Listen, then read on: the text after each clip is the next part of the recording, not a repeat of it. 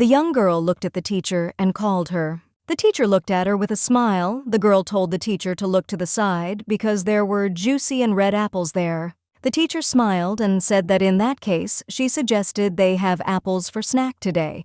A moment later, she said that they needed to call Jeremy and Ian. The teacher looked at the girl in surprise and asked what happened if they had really started a fight. The girl told the teacher that it was not what she thought, as she simply thought there would not be enough apples for everyone. The teacher smiled and told the girl not to worry, as there were enough of them. She saw the young men sitting near the house. A moment later, she called the little ones and told them to come and eat apples. The boys ran up to the teacher in surprise and asked if there were any green apples and also if there were any worms in them. The girl asked the teacher if she could bake them a pie. She smiled and said that she would try to do so. She looked at them and said that while she was doing the washing, they could go and pick as much fruit as they could. The children looked at the teacher with a smile and said that they would definitely do everything. She looked at the children and said with a smile that they were simply adorable. The teacher was slowly busy with the washing, but she still kept her gaze fixed on them. She looked at their innocent faces and couldn't even imagine that these children would grow up to be villains destined to wipe the empire into dust. These innocent children, the main characters of the novel, are the world's greatest villains, with Hannah acting as a secondary villain. Masha Prate, 9 years old, a crazy witch who is going to destroy the world thanks to an organization connected with black magicians. Jeremy Aranda, 9 years old, a greedy villain who will do anything for money, also the future founder of the Dark House Guild. Ian, 10 years old, a psychopathic tyrant who will turn the empire into a living hell in the future. Jeremy looked at the teacher and called her over. He asked if they had picked enough apples. She looked at them and said with a smile that that was enough, and also said that they had done a good job. Looking at how they simply collected fruits, it was hard to believe that in the future they would be cutting off people's heads. She was surprised as the children grew up more friendly than she expected, perhaps because she raised them with love. As she was leaving, she still noticed something on the ground. Hannah saw a drawing. Coming closer, she saw an evil drawing and was a little taken aback.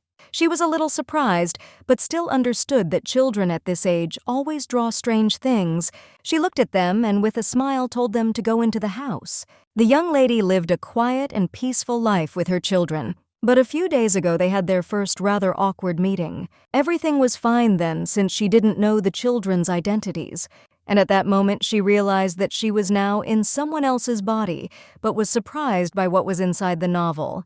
Previously, the young lady was a nanny at the temple orphanage. She saw pink hair and golden eyes.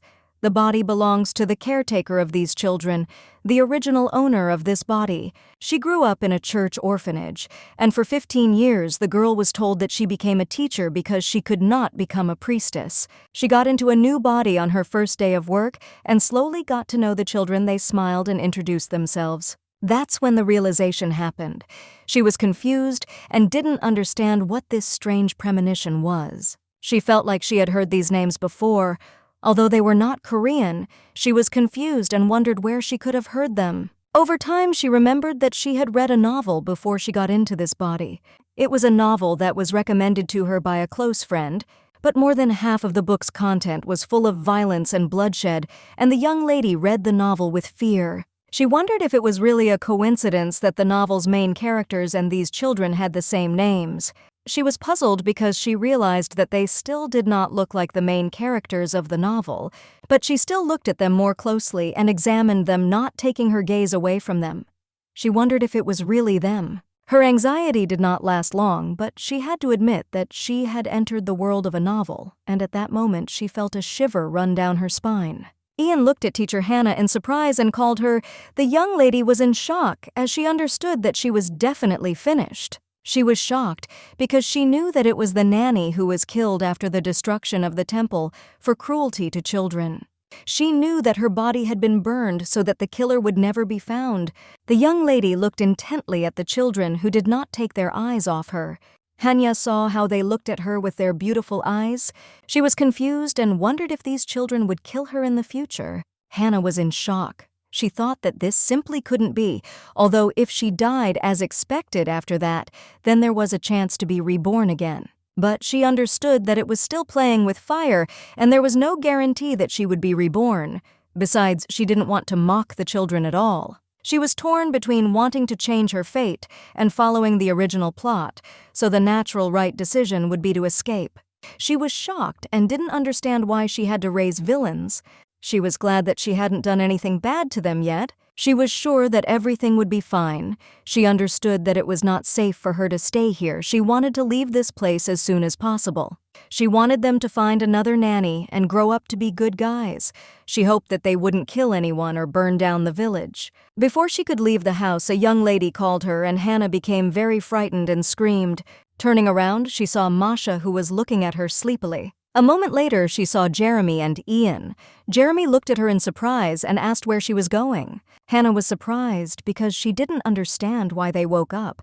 Masha looked at the teacher's suitcase in surprise. Masha looked at the teacher with tears in her eyes and asked if she was really abandoning them. Hannah was surprised as the young girl now pressed her right against the wall. The teacher looked at the young girl with puzzlement and called her. Jan looked at the teacher and asked if it was true that she was running away from them now. Jeremy looked at Hannah and said that he had said earlier that the new nanny wouldn't like them either. Hannah was shocked by their words. They were pressing their gaze on her. According to the plot, she knew that it was Jeremy who held a grudge against Hannah and then took revenge for the betrayal. The young lady was in shock. She didn't know what to do or what to answer them. She saw that Masha was crying. Masha looked at the teacher with tears in her eyes and called her. Hannah knew that she didn't care about their feelings, and she decided to leave, but something still held her back. 10 years ago, no matter how you look at it, that day turned out to be strange for her. Her younger brother asked her to go to the supermarket with him. Usually she always agreed, but then she was very exhausted. She looked at her brother and said that she was tired and he could go alone. Her brother gave her no peace, so she quickly sent him away. That day he was gone. He found himself in a place from which there is no return. The pain of loss stayed with her forever. For a long time, it was difficult for her to see children his age. She remembered him, and when he asked if she was going with him, this phrase still tore her heart into pieces. Masha looked at her and asked if she would really just abandon them. She saw her brother in these children. She looked at them and said that she was not abandoning them. That was why she could not leave them to their fate. She looked at them and said that she just moved to another room because she felt uncomfortable in the one she was in. She told them not to worry. Hannah looked at Masha and told her not to cry. Masha asked the nanny not to leave them. Masha cried and tearfully begged her about it. Hannah smiled and said she would try not to leave them. She said she would stay with them. Hannah looked at Jeremy and Ian in surprise, who were staring at her and not looking away. She knew that these orphans would not replace her brother. Perhaps outside of the novel, they were nothing more than fiction. But still, she could not turn away from the crying child. Their helplessness worried her even more. She didn't know whether she was driven by naivety or pity, but she wasn't going to give them up now. Looking at the sweet children, she realized that she was digging her own grave. Looking at them, she understood that there was no way back, and she firmly decided for herself that she needed to raise them well. She watched them for several days.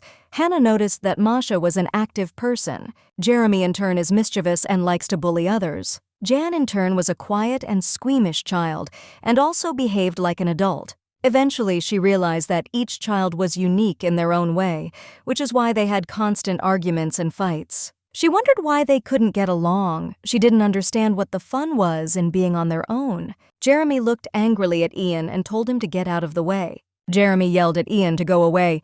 Ian told Jeremy to stop, waved angrily, looked at them and said they were complete idiots. Hannah understood that while they were arguing among themselves, she could take care of the Mordvins. Masha approached the nanny and asked with a smile if she needed help. Hannah looked at her and asked with a smile if she could help her. Masha smiled and said that she would be happy to help. Masha asked what they would eat today. Hannah said that she would cook stewed beef and lots of vegetables. Masha said that it was not necessary to add vegetables. Hannah said that she would put in extra vegetables so that she wouldn't be naughty in the future. Masha pouted. A moment later, she said that everything was fine with her. Masha asked the nanny why their classes were held outdoors every day. Hannah frowned. She didn't know what to answer, since it was all because she knew almost nothing about their universe. A moment later, Hannah said that every teacher teaches differently. Masha looked at her in surprise. Hannah said she wanted them to be in touch with nature, not stuck in dusty pages. and she knew she sounded convincing. But in reality, she didn't understand anything Masha said. With a smile that she understood, she asked her forgiveness for her stupidity. Jeremy came closer and pushed Masha. Hannah looked at him in surprise as she did not expect him to do something like that. Masha looked at him with a grin and asked if he thought about who he had just kicked with his dirty boot. Jeremy looked at her and said with a smirk that she was already dirty. He said that he was not lying, as she would always be dirty. He said that she shouldn't be offended by the truth. Masha pushed him angrily, and he fell. She looked at him and said with a smirk that, of the two of them, only he was dirty, so she asked him to be a little more decent. Jeremy told her to take her hands off him. She asked why he was acting like this and why he was making her angry. Hannah told her to stop and not hit her friend. Masha said that he didn't know where his place was and deserved to be hit. Jeremy asked furiously if she really had balls of steel to be so brave. Hannah was shocked. She asked them to calm down. Ian walked up to them and told them to stop. Hannah looked at the young man in surprise, with tears in her eyes. Hannah looked at him and asked if he had come to help. Masha and Jeremy fought. Dirt flew everywhere. Jan in turn covered himself with a book. Jan in turn noticed that they had damaged his book because of their fight. He threw the book at them in a rage and also threw off his gloves and turned around and walked away. Hannah was surprised. She watched him go and wondered what she had expected. The man looked at Hannah and asked what was going on with the shelter. The young lady sighed heavily and said that the children were doing fine. The man said angrily that he meant that she needed to hurry up and get rid of him. She didn't understand what he was talking about.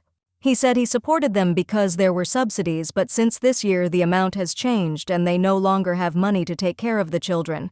He said he wanted to get rid of them immediately, but if they were sent an audit and sanctuaries, they would have to return every penny. Hannah asked where they would put the children, since if they did, it would be difficult for them to find any shelter.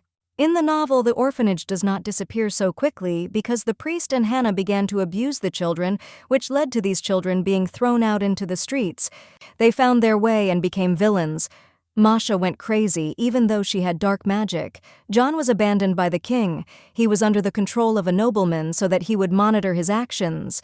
However, the most unfortunate of them all is Jeremy. He ended up in the criminal corner of the world and became a hand of the mafia doing dirty work. The man said angrily that these were his problems. Caring for them to this day was enough for them to become completely grown up. He looked at her and said that she could do whatever it took to cut down on food costs she needed to save more money. He said that, for example, he could save on food. He heard that they had meat in their diet. He preferred to remain silent and give her another chance to work in the shelter. Hannah was shocked. She was very angry with him. She wondered why he was taking it out on her with the children since he spent all the money himself. He looked at her with fury and asked if he should really punish her like he did when she was a child, so that she would finally listen to him. The young lady was shaking with fear. She understood that this was not her memory and she should calm down and stop shaking. He looked at her and said that while their stall was not closed down, they should pocket as much money as possible. The man said that now Chazon is helping to find a place where the children can be placed. He told Hannah to keep an eye on them. She understood that it would be good if they sent the children to a regular orphanage. She looked at him and said that she understood everything. Sometime later, Hannah entered the room and saw the little ones smiling and wondering what they wanted to eat. Masha said that if they eat a lot of sweets, they will gain weight. Jeremy said that he only has muscles and also asked where the fat she was talking about was. Masha looked at them and said that the teacher loves her more. That's why she cooks what she likes. Jeremy said that his teacher loves her more. Masha asked with a grin if he was really completely blind. She said that the teacher loved her more. Jeremy told her not to make him laugh. I didn't say that they could argue over who the teacher would cook what he wanted to eat. Jan monotonously told them to calm down as their noise was disturbing him. He said that he could not read and also asked how many times he had to repeat this. Ian said Jeremy was definitely not their teacher's favorite. Ian looked at them and asked who even liked someone who was always arguing like them. Jeremy was shocked. Masha looked at him in surprise and asked if he really thought he was the teacher's favorite. Jan said with a grin that of course it was, since she wasn't crazy enough to prefer them. Masha looked at him and asked what he wanted most. John said that he would like stewed fish. Hannah looked at them with a smile. Masha said that the teacher whose wish he fulfilled was his favorite. Hannah slowly approached them and called them Jeremy looked at her and asked if they could have corn chowder today. Masha said that she would like sweetbread Jan, in turn said that he would like stewed fish. Hannah was confused. She realized that she was in big trouble since she could not hurt anyone. She thought that she should make the soup after all, as she was afraid that she might be burned alive. Even though she knew Jeremy would torture her and kill her without leaving a trace, she thought she should still make bread. Looking at John, she realized that her life could end at the guillotine. She wondered if she should cook the fish. Masha looked at her and asked in a hurry if she had decided what to cook for them. Hannah didn't answer. The children kept asking her what she was going to make for dinner. She was shocked and wondered why they didn't like her so much. That same day, Hannah finally went to the market. She knew she had to save her ass as much as she could. Nothing is known, and it is possible that the children would grow up to be villains. There is no guarantee that they will begin to hate her. She understood that for this reason she had to avoid childish grievances. She looked at the woman and asked how much the fish cost. The woman said that the fish cost 1 silver coin. Hannah asked in surprise why the prices were so low. The woman said that she was a teacher at an orphanage and most likely she was taking her for the little ones, so she decided to give her a discount. Hannah was surprised and thanked the woman with a smile.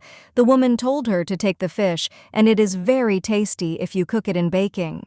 The woman said that there were not many bones in the fish, so the children could eat it. The woman said that she did not need the money as she saw the children. She said they were very thin. She smiled and said that children should eat well and Hannah should understand this herself. Hannah smiled and said that from now on they would eat well. Hannah smiled and thanked the woman again. She said she was very kind. The man moved closer to the woman and said that it looked like she was their teacher, and the woman said that she was. She said that the ingredients sent from the shrine could not be used for some reason, and she used her money to buy food. The woman said that lately there have been a lot of bad rumors about the shelter, but fortunately the nanny seemed normal. Hannah knew she needed to get home as soon as possible to cook a delicious dinner. A moment later, she saw a suspicious man. Looking closer, she realized that it was Chazon. She was left wondering if he really had some kind of errand to run today. She knew she shouldn't interfere with the sanctuary's business. Hannah wondered if she had bought enough food to make dinner. She knew that her salary would soon run out. She heard someone say that they could sell them to a lab and they could get more money. Chazon said they had pretty high standards and they were too small. He asked how much he could get for them. The man said that they could get 500 gold coins for each child. Chazon asked if it was possible to charge an additional fee for 3 at once. The man said that it was not possible now, and they would contact them after the audit was completed. The condition of the sale was that the children had to be healthy. The man asked where the children were now, and Chazon said they were in a shelter. Hannah was shocked because she knew he was planning to sell the children to the lab out of pure evil. She knew they should stand there and listen to them. The sweet children were shocked because their nanny had prepared everything they asked for. They had bread corn soup and fish for lunch. Masha said with a smile that there was no need to prepare bread and fish. Hannah said she had made it clear she had no preference. Jeremy said his bread was the best.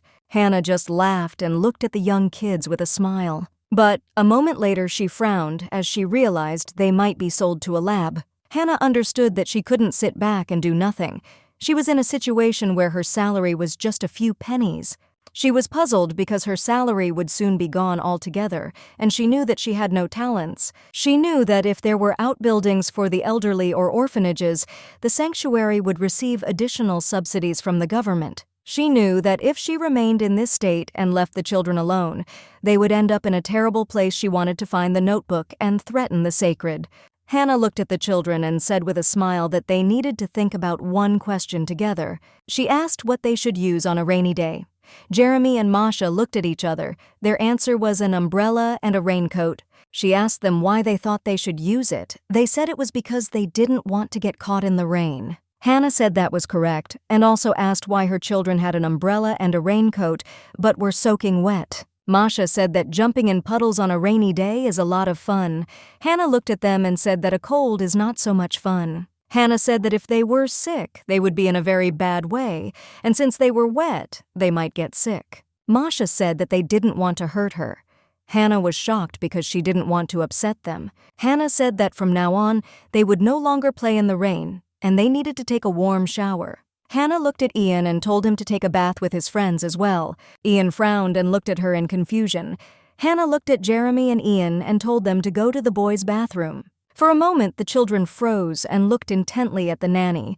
She looked at them in surprise and asked what happened. Masha looked at her as if she wanted to say something. Hannah said that if they didn't want to wash, they would still have to take a bath. Hannah said that they needed to take a bath, especially Masha and Jeremy. Hannah looked at Jeremy and told him to make sure he took a good shower. She said that if he didn't wash properly, she would bathe him herself. Masha looked at her and said that there was one problem. Hannah said that they needed to hurry, because if they didn't hurry, they would get sick. Jeremy and Ian watched them go, surprised and puzzled.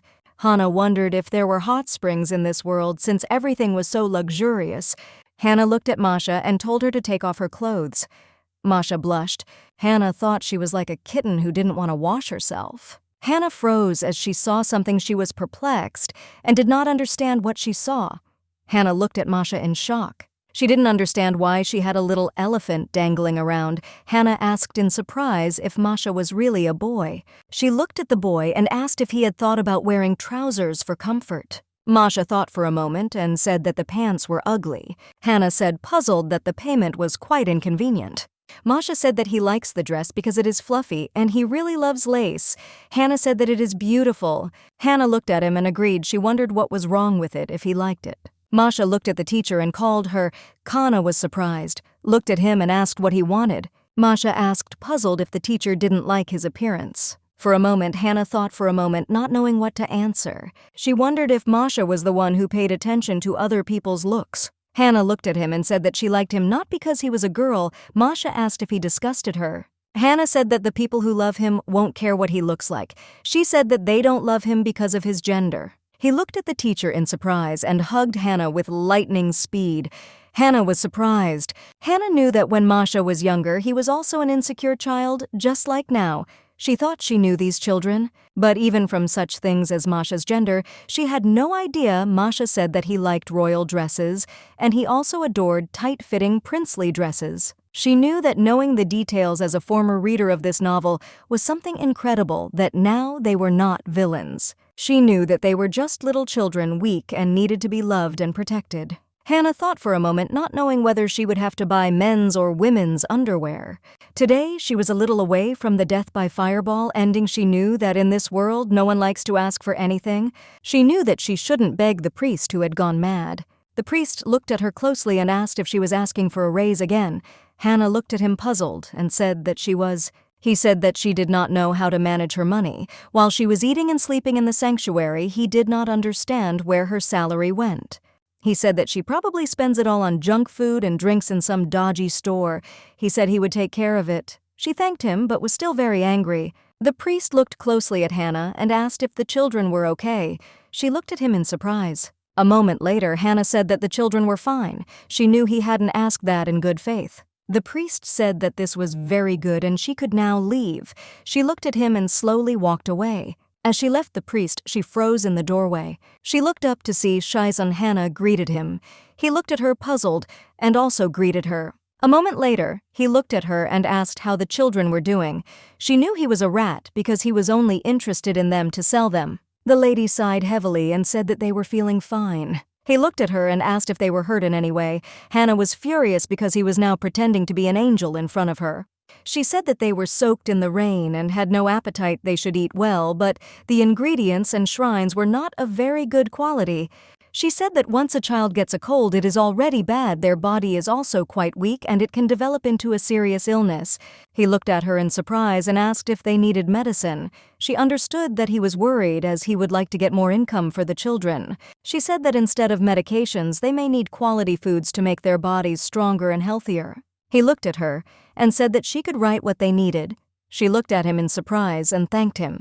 Hannah said that in that case she would give him the list before dinner. He agreed, and said that in that case he would go to meet the great priest. She smiled and said that he still worked a lot. As soon as her companion stepped through the door, she leaned intently against the door in order to listen to their conversation. Hannah heard them talking about selling children after the last audit of the orphanage was completed. She felt a little ashamed that she hadn't told about the notes, but she was sure of one thing: she had to come up with a solution before the summer. Hannah knew that people who had raked in so much money would always take bribes, and she wanted to find evidence of their guilt. She entered the office because she wanted to check where there might be evidence. She wanted to check the picture frame, the box, and the bookshelves. She knew she had to look behind the bookshelf first.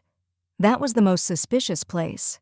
She pushed the book away, dust fell on it, and she was confused, because I realized that they only cleaned the most visible places. Looking at all the dust, you could tell they were very clean. She realized she'd better look in the box. She slowly looked into all the drawers. One was closed. She realized that before coming here, she needed to learn how to pick locks. But a moment later, she saw the hidden key. She was a little surprised because she did not understand what it was for. A moment later, she realized that the key fit the lock. She thought it was very suspicious because she found the key very easily and was able to open the lock. A moment later, she saw the banned magazines. Hannah was shocked. She thought the priest was just a pervert. She thought it was no surprise. It would be strange to rely only on her childhood hopes. She understood that she needed to be more careful with him. The young lady thought that in that case, the safe must definitely be behind the painting. She knew that the priest was very cunning. The young lady slowly approached the painting and saw something strange.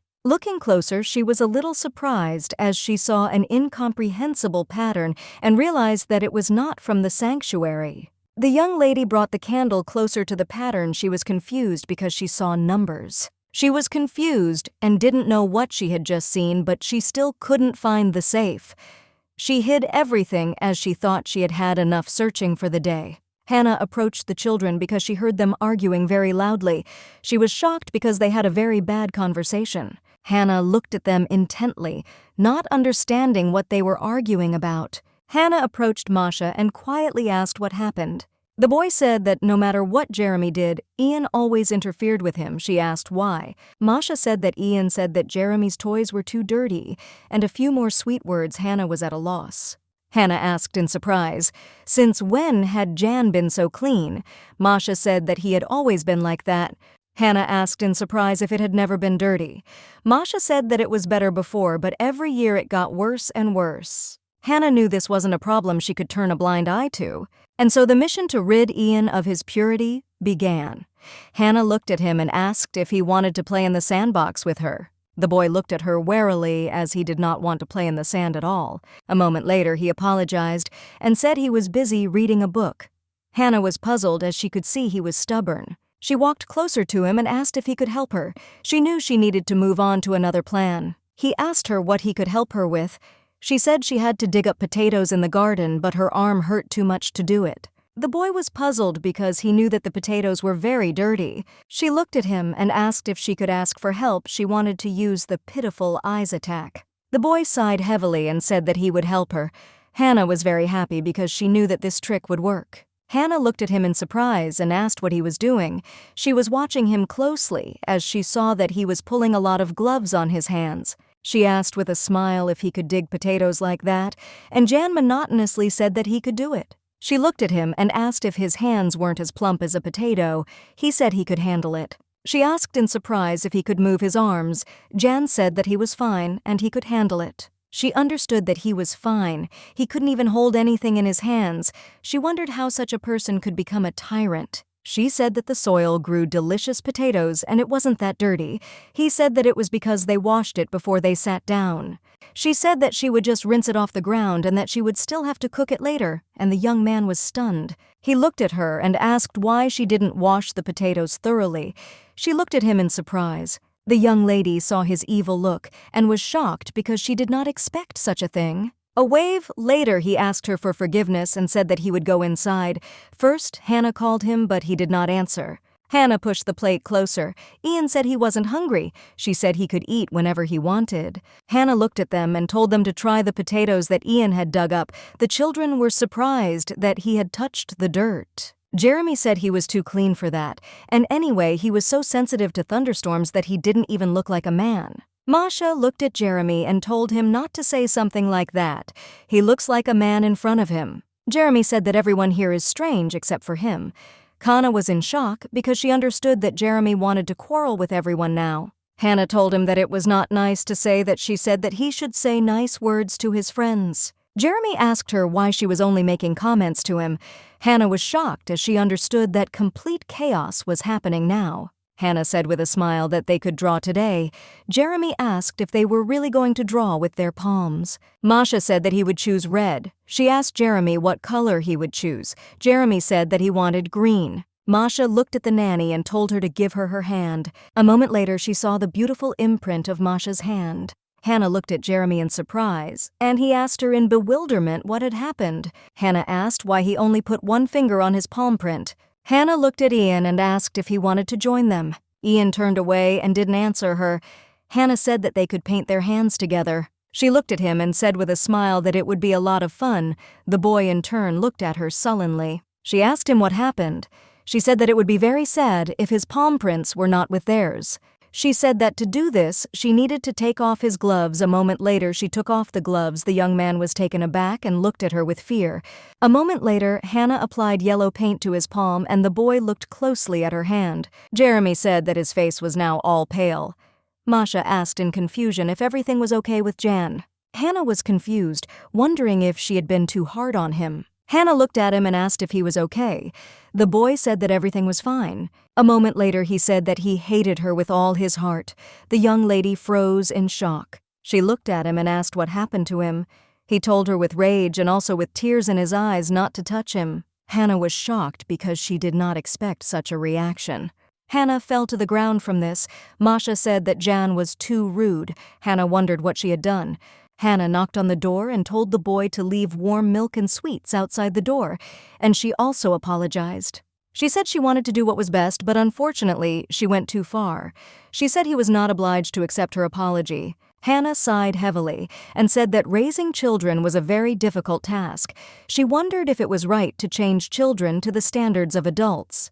She was shocked because she didn't know a lot of things, and she understood that it was wrong. She screamed at the sky and asked the Lord to give her at least some kind of answer. Jeremy looked out the window at the nanny. He said that it turns out that they are all crazy here. Coming closer to the door, Kana saw that the tray she had placed at John's door in the evening was untouched. She sighed heavily. Masha asked the teacher how many times she sighed today. Jeremy told the teacher not to pay attention to the boy as it was stupid to worry so much. Hannah looked at them and asked if there would be an outdoor lesson today. Jeremy asked if it wasn't raining outside now. Hannah said that they could try teaching the lesson in the rain since life isn't always so sunny. She was taken aback and said that that was not what she meant at all. She said that it would be interesting to watch the snails. Jeremy said he likes snails because they are sticky and soft. Masha looked at her and said that the rain was very good. Hannah was taken aback because she heard that it was raining outside. She ran to the door in a hurry as she realized that Jan's blanket was outside. They knew that if he found out about it now, it would be funny. Jeremy said that it was even better that he was not with them now. Hannah ran hurriedly into the rain to get a blanket. She saw that it was soaking wet, and with tears in her eyes, she said that she was still destined to meet the guillotine. Hannah carried it slowly as it was very heavy. A moment later, she slipped and fell. She knew she had screwed up and it was ruined. A moment later, she fell to the ground. Hannah laughed as she thought she was going to die of shame. Hannah thought that it was a disaster. After all, she looked at the sky in surprise as she saw that the rain had stopped. Opening her eyes, she saw Ian in front of her. Hannah was a little surprised. Getting up, she asked what he was doing there. He looked at her and, holding out his hand, said that she might catch a cold. She looked at him in surprise. Hannah looked at him and said she was dirty. He said he knew it. She gave him her hand and he grabbed it tightly. Hannah looked at him with tears in her eyes. He pulled her by the hand and told her to come to him. A moment later, she hugged him tightly and asked for forgiveness. The young man shuddered but still hugged her, and for some time they sat in silence in the rain. Jeremy said he bet his clean boy was worried about his wet blanket. Masha said that the mentor should have been only his. Jeremy glared out the window but said nothing. Hannah eventually got sick, looked at the young man and said that she was fine, and that he could also leave because he could get sick. Jan looked at her and sighed heavily. He took a stool and moved it closer to her. Hannah looked at him and said that he could get infected and get sick. He looked at her and said that he didn't like dirty things. Ian said, looking at the teacher, that people say he is dirty. Hannah was taken aback by his words. He said he is trash that stuck to things. He said he didn't understand it before, but over time he realized that by dirt they meant something else. According to the plot, Jan is a prince abandoned by the ruling dynasty. His father conceived him on the side, so the boy became a disgrace to the family. He looked at her and said that he had been thinking about being killed so that he could get rid of the blood and finally be clean. He said he knew it was all futile, and yet he realized his obsession with cleanliness had not gone away. He said that she didn't really feel hatred towards her, and he hoped that she didn't feel hatred towards him either. He said he hoped she would accept him. Hannah looked at him and said he was not dirty and that he was the most valuable person to her. She looked at him and said she wanted him to know about it. She said with a smile on her face that they all love him, and he burst into tears at her words. Hannah realized that perhaps the babies needed more attention. A moment later, she heard a knock at the door, and with lightning speed, she got into bed. Chazon entered the room and said that he heard that she was sick. The colleague looked at him in surprise as she did not expect him to come to her. A moment later, Hannah said it was just the flu and she would be fine. Soon he looked at her and asked if she was sure she was feeling fine. He knew that with the flu, she wouldn't be able to look after the children properly. He gave her the package. Chazon said that he brought her medicine, and if she takes it, she will recover quickly and her strength will return. He looked at her in surprise, asked what was wrong with her face. She was taken aback, and said that it was a folk method that helps bring down the temperature. She took a sip and said that if he wanted, she could give him some. He pulled away and said that it looked like she was definitely not feeling well. A moment later, he said that people from the main temple would be visiting them next week, as they wanted to check the building. The young lady understood that in such a case, the children had to look perfect, looked at him intently, and said that she understood everything. As he left, he told her to get well. Soon the young lady looked at him with a keen gaze and thanked him. She thought for a moment, since she didn't know where the main temple was, she wondered if it was also full of dubious people, like here. Masha looked at her and asked if she really felt much better. Hannah smiled and said that she was almost cured, but for now she would not go too close to them so as not to infect them.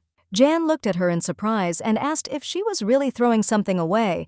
She said she just wanted to throw out regular trash, but in reality she was throwing out the medication that Chazon had given her. She looked at them intently and said she thought they would like her idea. She smiled and asked if they wanted to go to the market today.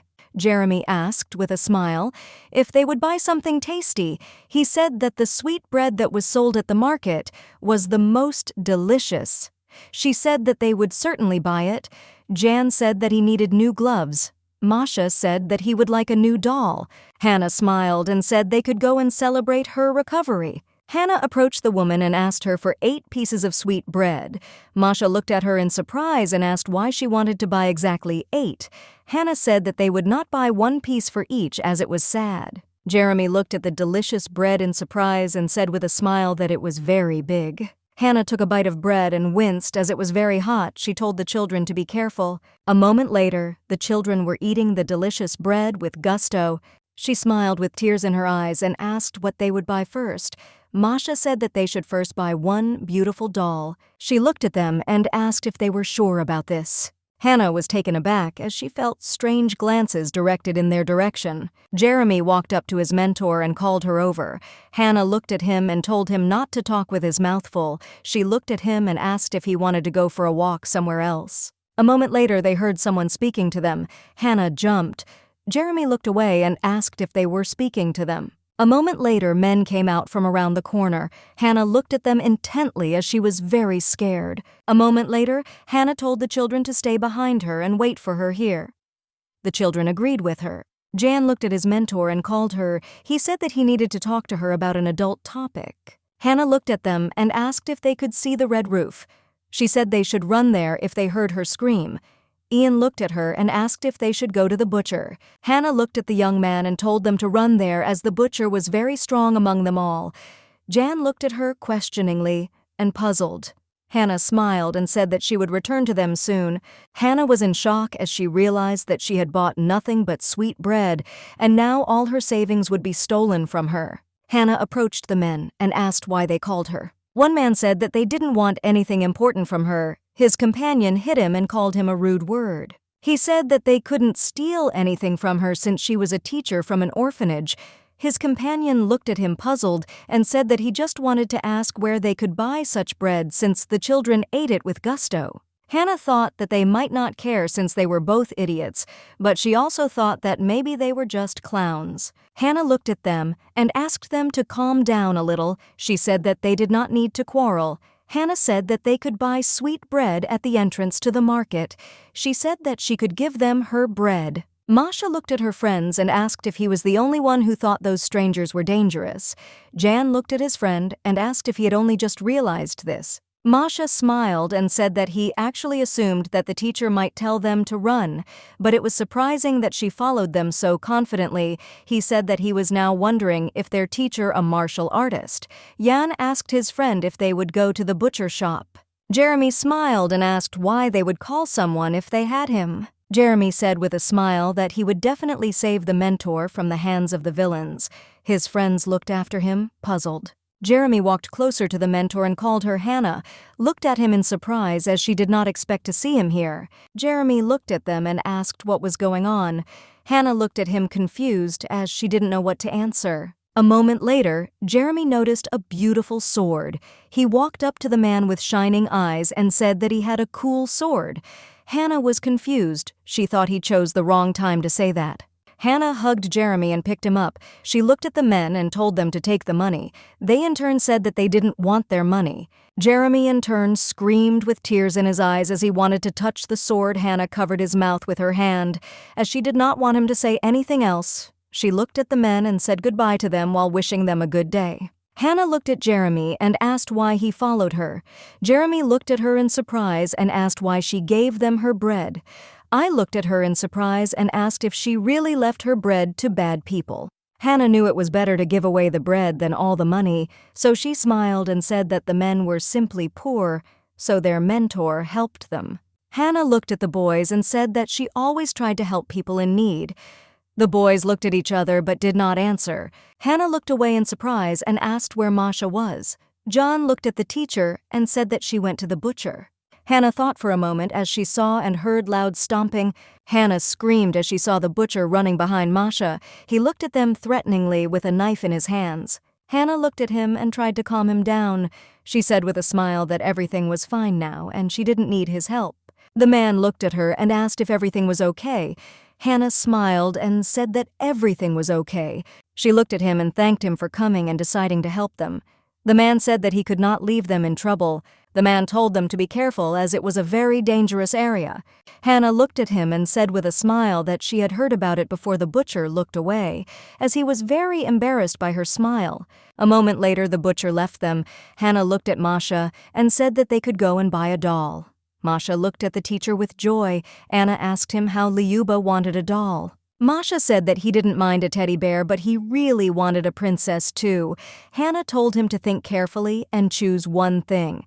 Hannah looked at Jan and asked if he wanted anything other than gloves. Ian said he didn't need anything else. Jeremy looked at his mentor and said he really wanted the sword. The young lady thought for a moment. She remembered the sword that one of the men had. Hannah said that she can't buy him a sword because it's too dangerous. Jeremy said that every hero should have his own sword. Hannah said that she did not intend to repeat herself and would not buy him a sword. Hannah looked at Ian and asked if he wanted to read a book since there was a bookstore nearby. Jan became embarrassed and said that he could buy one book. A moment later, Hannah heard Masha's joyful cry. Hannah looked away in surprise. Hannah looked into the store and asked the boy what he saw there. Masha was surprised and could not understand how this happened. Hannah looked out the window in confusion and asked Masha what he saw. Hannah asked him if he thought it was cool. Hannah asked him if he was okay. Jeremy came closer to them and cursed, saying that he could see some kind of crap there. Jeremy asked Masha in surprise where he saw a beautiful doll. He said that the skull was sparkling. Hannah looked puzzled and said that they wanted to go there.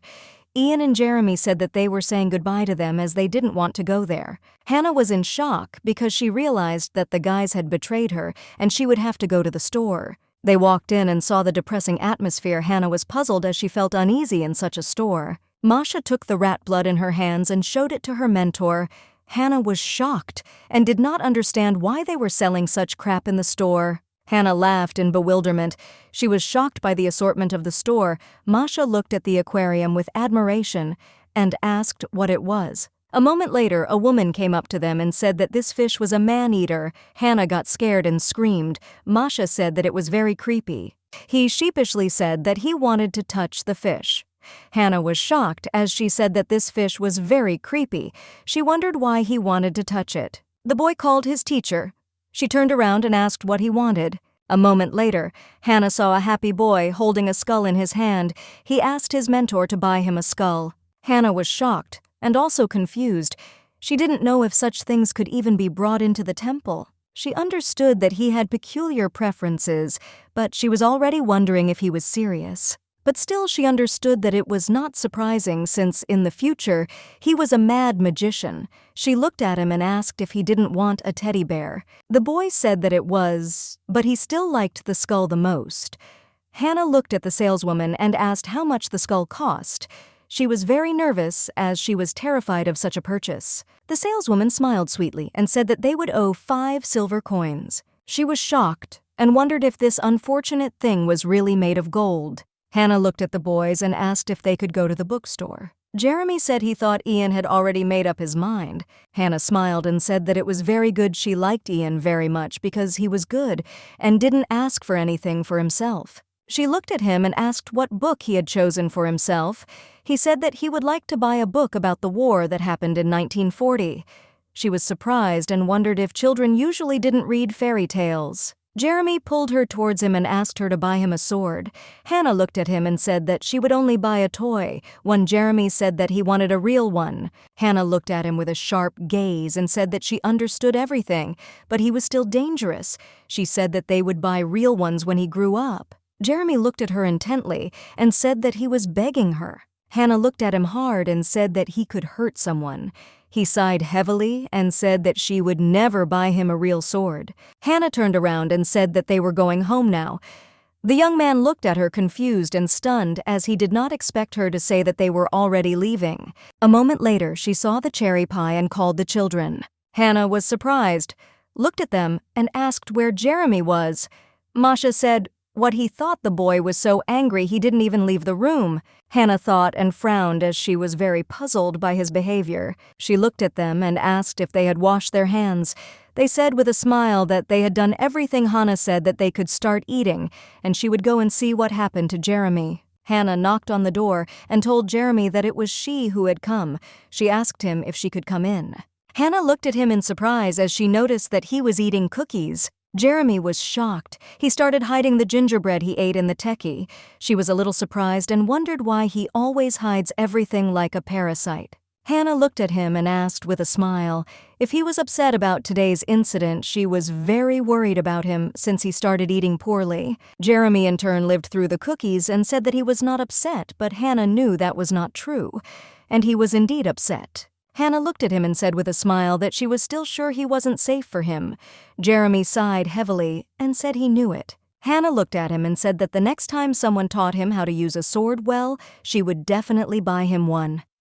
He looked at her in surprise and asked if she was serious about it. Hannah smiled and said that everything was exactly like that, and the mentor would buy him his first sword. He looked at her and asked if she would promise him. She smiled and said, of course she would promise to buy him a sword. She smiled and asked if he wanted to go and have some cake. He smiled and agreed. Masha looked at her friend and said that she would eat his piece too if he didn't come. Jeremy looked at the cake in surprise. Masha said that the mentor was probably very worried about him. Jeremy smiled as he was surprised that there was a sword drawn on the cake. He was very pleased. Hannah lay on the ground smiling. She saw that today was a beautiful day. A moment later, she heard some noise. Turning around, she saw that Masha was digging something, and she told him not to climb into the hole with the rat as he would scare her. Hannah looked at Jeremy and told him not to climb trees because it was very dangerous. Hannah looked at Ian and told him to go outside and get some fresh air and sun. Hannah sighed heavily as she had no more strength. Masha came closer to her and called her. Hannah looked at him in surprise. A moment later, she stood up and asked him what was wrong. He told her to look to the side as there was something strange there. Hannah looked at the boy in surprise and asked what was so strange about it so that when she arrived at the place, she wouldn't see the corpse of some rat. Hannah frowned, not understanding what she was supposed to see. A moment later, looking closer, she saw some kind of multicolored egg. She was surprised as she had never seen anything like it before. Masha looked at the egg in surprise and asked if there were really any chickens here. Jeremy ran closer to them and said with a smile that they could find a chicken and then fry it. Masha said that he found an egg, which meant the chicken was his. Jeremy told him that he didn't believe that he was the one who found her. Masha said that they could hug and make up. Jeremy asked if he was crazy. A moment later, the boys looked at their teacher with a keen and surprised expression as they decided that she should judge them. Hannah looked at Masha and said that he should take the egg under his guardianship, smiled and said that the egg would sleep with him at night. Hannah looked at him in surprise and asked if he thought the egg might break while he was around it. Masha said he would be careful. Hannah smiled because she knew how the boy slept at night. Hannah said she doubted he would be comfortable. Hannah asked if it would be better if she put the egg on the floor next to him. She said that this way they could avoid a disaster. He sighed heavily but still agreed with the mentor. Hannah thought to herself with a smile that in this case she would avoid the fate of scrubbing the floor. Hannah slowly and carefully placed the egg on the floor. Looking at the boy, she asked if it would be okay. Hannah said that he shouldn't step on it here. Hannah looked at him and asked if he was okay with this arrangement. He looked at the mentor and said that he couldn't see him well. He asked if she could move him away from the wall a little. After a few minutes, Hannah said that it seemed like the egg had found the perfect place to sleep. He looked at his mentor and said with a smile that it was good, and also asked her to cover him with a blanket. Hannah smiled and agreed, but still knew she was being silly. A moment later, she wished them both good night. The boy also wished his teacher good night with a smile. As she left, she looked closely at the boy. She was glad that everything had turned out this way. The priest looked at her and said that an inspection would soon come to them, and it was necessary to make sure that everything was at its best. She agreed with him. He told her not to worry, since the main temple would not be doing a general inspection this time. He said he would just take a quick look at their shelter. The priest said the children should be kept in the best possible conditions. He had said earlier that he hoped he wouldn't have to blush because of her. She was furious and hoped he would be caught red-handed. The priest thought for a moment and said that this time, a lot of people would come to them. He said that if they had been more organized, then their priests would not have judged them so poorly. Hannah was puzzled as he made her nervous. She smiled and told him not to worry so much as she would look after the children. He said that he was told that they were late and that they would arrive late. The priest told her to be ready. She sighed and agreed with his words. She knew that she understood this better than he did, and already knew everything. She did not understand why he was repeating this. Hannah looked at the cute children and said that they had cleaning planned for today. They looked at her in surprise. A moment later they asked if they should clean up. Hannah said yes. She looked at them and told them not to make such faces. She said that if they hadn't cleaned up, they would now be living among a mountain of dust. She looked at them and gave each of them a tool. Hannah smiled and told them to get to work. I looked at her in surprise. Jeremy looked at his mentor and asked why the sudden cleaning. Hannah looked at them and said that important people from the main temple should visit them soon. Masha looked at her in surprise and asked if someone like the high priest was really coming to visit them. Hannah smiled and said that was not true, as more important people would be coming with them. She looked at them and asked if they didn't think it would be nice to greet their guests clean. Jeremy looked at her in surprise, asked if she really made all this fuss just because of that. Hannah smiled and said that when he grew up he would understand why she did this. She looked at them and with a smile told them to move and not make such sour faces. The guys sighed heavily. Hannah stretched and sighed heavily. She was tired after a long day of cleaning. Hannah turned around and looked at Jeremy in surprise. A moment later she told him not to sweep where she had just cleaned. He sighed heavily and agreed with her. Hannah looked at Masha and asked if he really wanted to break the egg. She asked if he could leave it for at least a few minutes. The young man said that the egg could die if the temperature dropped sharply. Hannah looked at Ian and said that the whites were not dry yet. She asked him to hang them back up. Hannah sighed heavily. She understood that this could be considered part of her upbringing, but everything was already very difficult for her. Masha looked at the guests in surprise. The priest looked at the guests with a smile and thanked them for coming to them. Hannah looked at them in surprise as she did not expect them to arrive so quickly. The priest looked at the guests and said that they probably had not eaten yet. He asked if they were hungry. The young man looked at his teacher in surprise and asked if these were really their guests. Hannah said that it was probably them. The young man said that he thought they would be decrepit old men like them. Hannah was shocked as she didn't expect him to say something like that. The priests looked at the children in surprise and asked who it was. The priest smiled and said that this was their church teacher for the younger children. The priest said that the girl was very kind and sweet. Hannah looked at him intently as she realized that he did not even know the names of the children. The priest looked at them in surprise and said with a smile that it looked like they had a junior school. He said that he was very pleased to meet them. He said that his name was Curtis and he was from the main temple. Hannah smiled and greeted him. She said her name was Hannah and she was a primary school teacher. A moment later, she introduced the children. Curtis smiled and said it was a pleasure to meet them. Curtis looked at her and a moment later introduced the high priest Caesar. He said that Caesar was in charge of all this. Hannah looked at him in surprise as she wondered if he was in charge. She was shocked because he was very handsome. She looked at him intently because she could not look away. She muttered to herself that he looked somehow unusual. Curtis said he was the only one like him and patted Caesar on the shoulder. He then introduced the paladin, Moses. Moses looked at them sullenly and nodded. Jeremy moved closer to Moses as he noticed he had a shining sword. Hannah smiled and said that Jeremy loved swords very much. She said with a smile that children at that age were all the same. Curtis smiled and said that they could not be shy, said that as long as this sir was here, he was completely at their disposal. Curtis looked at the young lady and said with a smile that he was already forced to leave them. She smiled and said goodbye to him. Jeremy smiled. He was delighted with the sword.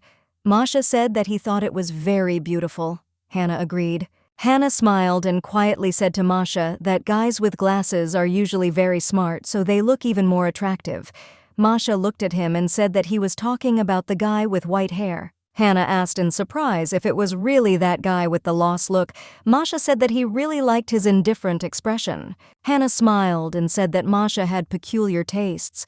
Hannah wondered what was so good about a guy who didn't care about anything. Hannah looked at them and said that it was time for them to go eat. Hannah pulled Jeremy along and told him he was going the wrong way. She told him to follow her. Hannah hung out the laundry. Slowly, she sighed heavily because she had a lot of laundry to wash. She hummed a song under her breath with a smile and wondered what she should cook for herself today. Walking back to the house, she sighed heavily and said with a smile that she seemed to have done everything and needed a break. The young lady looked down in surprise as she saw the high priest sleeping. She was a little surprised because she didn't understand why he was near their house.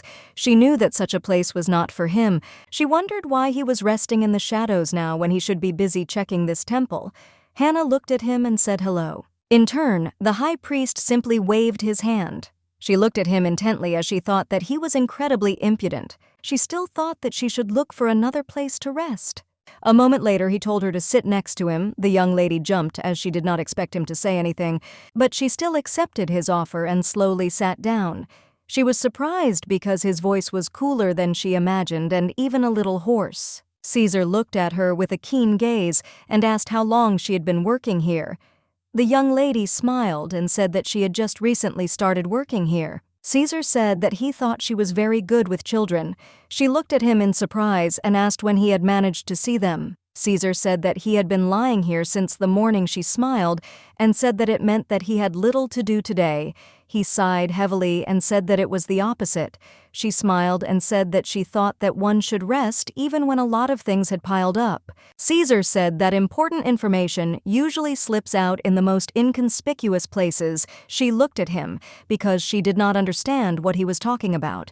Hannah looked closely at the high priest and noticed that he was very observant. Caesar looked at her and said that he thought this temple had rotted away long ago, but he was wrong. She looked at him in surprise and asked why he thought so. He said that there was something good in it. Caesar looked at her and said that she was working as a primary school teacher here. Hannah said, puzzled, that was true. Caesar looked into the distance and said that it was only thanks to her that this place was not completely lost. The young lady was puzzled. She wondered if he was just lazy or if he was smart and good. She looked at him and said that his personality was very unusual. Caesar looked at her intently and told her not to beat around the bush and just say that he was strange. He looked at her and said that if she knew anything interesting about the temple, she could tell him everything. She knew that the temple was certainly a rat's nest, but she still wondered if it would be right to tell a stranger everything. She wondered what would happen to the place if the temple was found to be not following social norms. Caesar said that he would disappear. She looked at him in surprise and asked what would happen to the school. He said that he would also disappear. She asked what would happen to the children. Caesar looked at her and said that they would move to another temple. She thought for a moment and said that she would tell him if she suddenly found out anything. Caesar looked at her intently. She knew the children had to be with her. A moment later, a strong wind blew and her ribbon flew away, but Caesar managed to catch it. She thanked him. The young lady looked at his arm in surprise. She noticed the arrow tattoo. She realized that he was the son of the head priest. The young lady was puzzled. She was shocked and wondered how she could forget about it. Caesar is the enemy of the main characters in this novel. He fought against evil and was called the Ray of Justice by the people protecting people until they lost consciousness. Caesar was a priest with a loyal character like a villain. His red arrow was a ranged weapon. He was able to recreate a golden bow thanks to the ability when the tattoo shone. Thousands of arrows flew straight at the enemy, usually using his power to destroy opponents. She understood that he was the main danger to her children. She was in shock and wondered how she could forget about it. The young lady looked at him intently. She wondered if this was really a dream. Zashor looked at her in surprise as he saw that her face had changed. He sighed heavily and said that it was very hot today. The young lady was puzzled and was infuriated by the fact that he could destroy everything in the world with his tattoo. Jeremy ran up to his mentor and called her. She looked at him in surprise. Hannah looked at him and asked if he was okay and what happened. Jeremy said that something happened to Masha. Hannah looked at him surprised and puzzled and asked if Masha was hurt. Jeremy said that Coco hatched. Hannah looked at him in surprise and asked what he was talking about. Jeremy pulled her hand and told her to follow him. Masha looked at the teacher and told her to introduce herself since this was Coco. Hannah looked at the boy in surprise and confusion and asked if chicks could be that color and have horns on their heads. Hannah said he was chirping in a really weird way. She said that just couldn't be happening. Masha said that when the egg cracked, Coco jumped out of it. He smiled and said that Coco thinks that he is his mother. Hannah looked at the young man in surprise and asked how he looked after the chick. He said that he warmed it every day and hugged it tenderly. Hannah was surprised. She wondered if this is what chicks looked like. She knew that they were usually blind, bald, and ugly when they first hatched, but she still wasn't entirely sure. She thought that it was most likely due to the hidden magic of the Masha. Hannah looked at Coco and asked the boy what he was eating. She hoped he would say that he didn't like meat. Hannah sighed heavily. She was in shock as she lived in a school with 3 villains and a maniac priest. She was in shock and didn't understand anything at all. She didn't understand what kind of chaos was going on here. She knew that the temple was on the verge of destruction and the school could disappear at any time. She realized that she was in a hopeless situation. She wondered when this nightmare would finally end. Hannah sighed heavily and said that she thought she was getting hungry. She thought she could eat the cake that was left over today. She slowly walked into the kitchen when she suddenly heard something. A moment later, she saw Priest Chazon. Hannah was surprised as he was acting very suspiciously. She looked at him intently as if he was asking to be followed. Knowing nothing, she would not have seen anything suspicious in this. She was a little surprised and confused and wondered what he was doing near the bathroom. She thought that most likely he just decided to wash himself before going to bed. But a moment later, she saw him rising. She thought she had imagined it, but he looked completely dry. She didn't understand how he could rise so quickly. She remembered that he had something in his hands when she arrived, but now there was nothing. She had some guesses, but she was still a little puzzled by everything that was happening. The next day, she came to the temple. Hannah wanted to enter the priest's office, but suddenly heard a conversation. From the conversation, she understood that if they do not find evidence that the money is not just disappearing, they will start to finance it less, after which they will blame the children, because it is because of them that the investigation is currently underway. A moment later, she knocked on the door and said that it was she who had come. The priest said that she could come in. He looked at her and asked if many people had come to see her. The young lady looked at him with surprise and bewilderment and said thoughtfully that she had only seen one. The priest looked at her closely and asked what he was asking her. She thoughtfully said that he hadn't asked her anything special. She only asked how long she had been working there. The priest looked at her with fury and said that he hoped for her understanding, because if this visit went badly, then everything would be over for them. She looked at him closely and said with a smile that she was trying her best. She knew he should just let it go, since they had no chance of making a good impression on the test in the first place. A moment later, the priest knocked on the door and asked if the high priest was there. They looked at the door in surprise. The priest rushed to the door and said that he was here. Hannah was surprised, as she understood that this old man's face immediately changed during the inspection. Curtis looked at them with problems, but also wished them good morning. The priest looked at Curtis in surprise and asked with a smile what he was doing there so early. Curtis said he needed to talk to him, so he decided to come in now. The priest smiled and told him to come and sit down. Hannah looked at them, and with a sweet smile asked if she could leave them. She looked at them with a smirk, as it seemed to her that they were about to have a not very pleasant conversation. The priest looked at her intently and said angrily that he thought she should stay too, to listen to this young man. He said that he didn't want to have to repeat it to her several times later. She looked at him puzzled and said that he was right. Hannah knew her conscience was clear now, but she still wondered why she was so nervous. Now Curtis said that he had only one bird chirping, that some individuals were receiving additional subsidies. The priest turned white. The priest said it wasn't quite that simple. They spend the remaining money on other needs. Besides the shelter, they have a nursery and a home for the elderly. Curtis said that according to his source, the priest does not do good deeds, but only has fun. The priest looked at him puzzled and said that it was not true. Hannah looked at them intently. She was glad that at least somewhere they did not lie, but still she understood that this information was not the most reliable. Curtis said that there should be 6 children in their shelter, but according to the data the number was different. He asked where the other 3 children went. He said that the children had already left the shelter and had not been discharged yet. Hannah knew that even if she counted her numbers, they still did not add up. Curtis said that they allocated them 500 gold, but nothing had changed in this place, as he said that the repairs had not yet begun, only because he had recently submitted an application. Hannah looked at the priest with a puzzled look. She thought it was a strange coincidence that the amount of money perfectly matched the price offered for the sale of children in the devil, said that the priest had an excuse for every question he asked. The priest looked at him puzzled. Mismanagement, financial problems, no written evidence.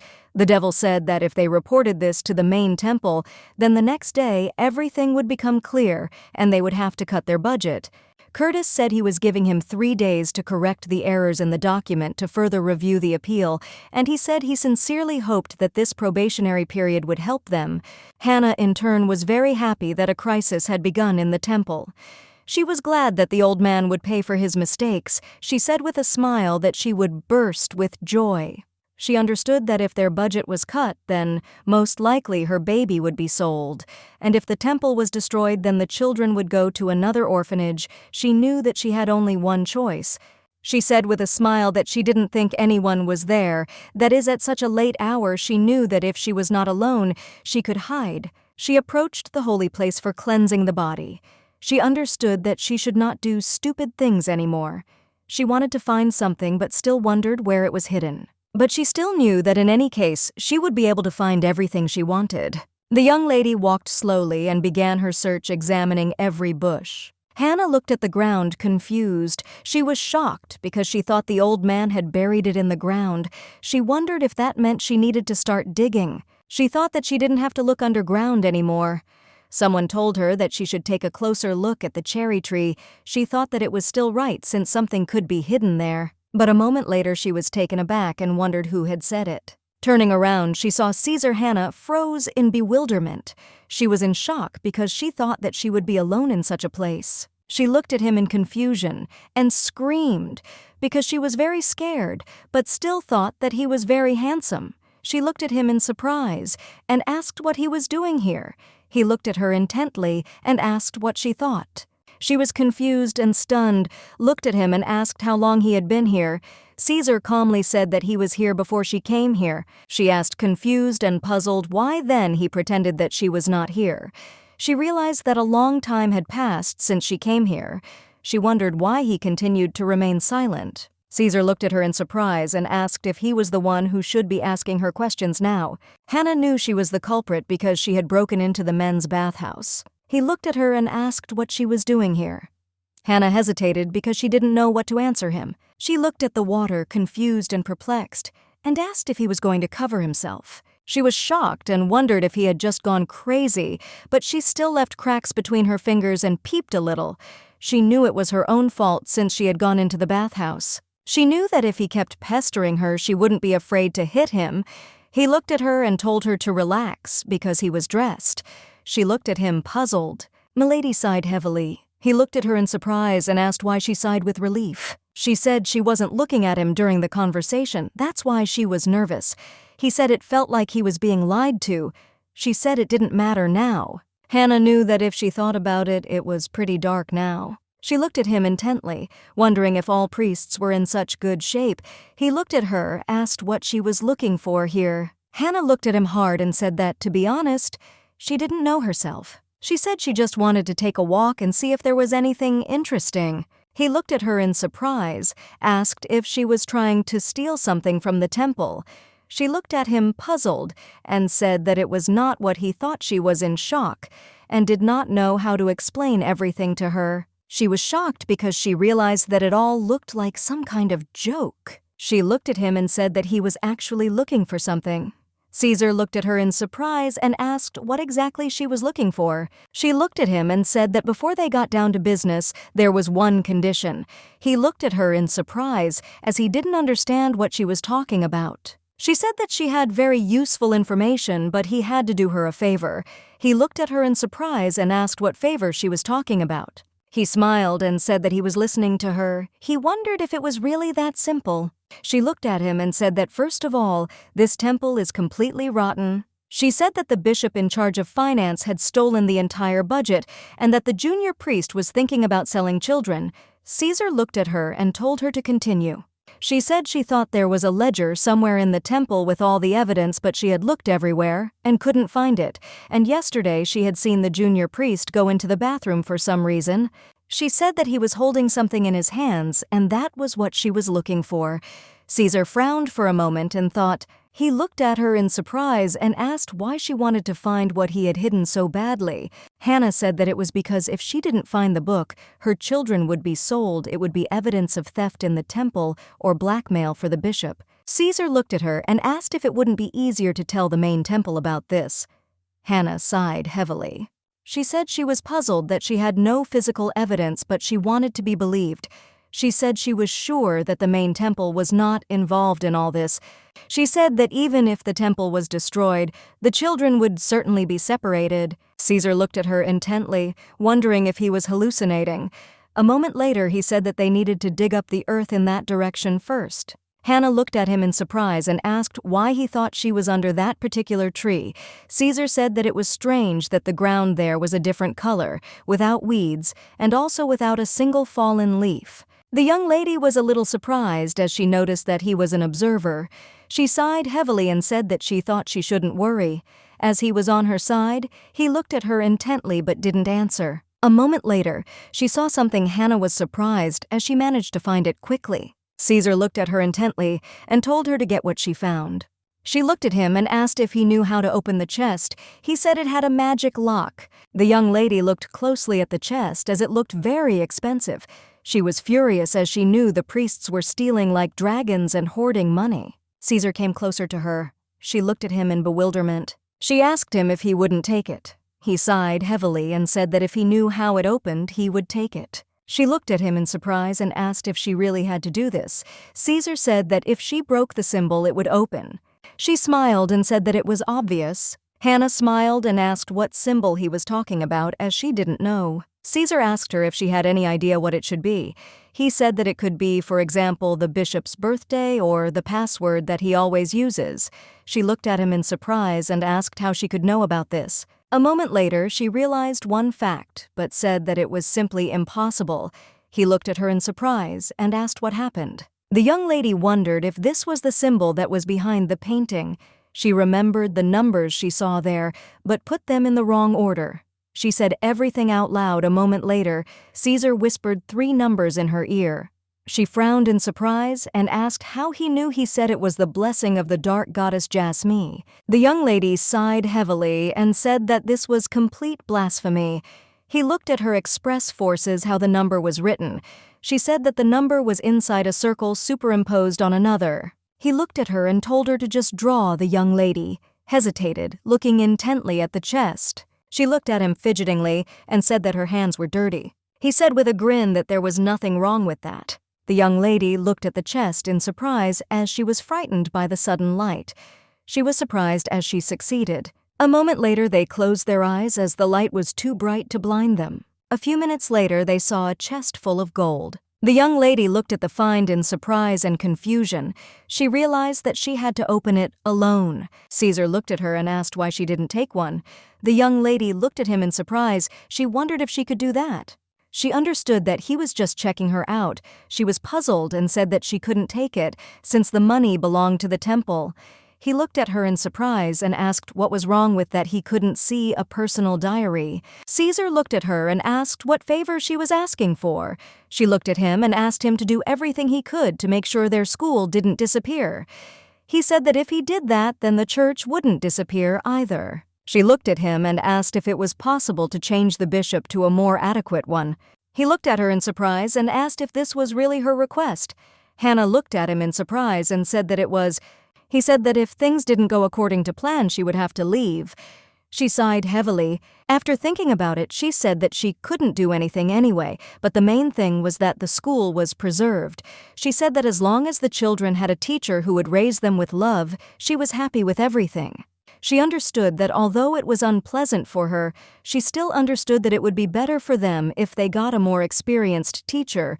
She looked at him closely and said that she was ready. The priest said that this was the first time he had seen this ledger and they had no intention of selling the children. The young lady was surprised because they worked so quickly. She was glad that they were finally exposed.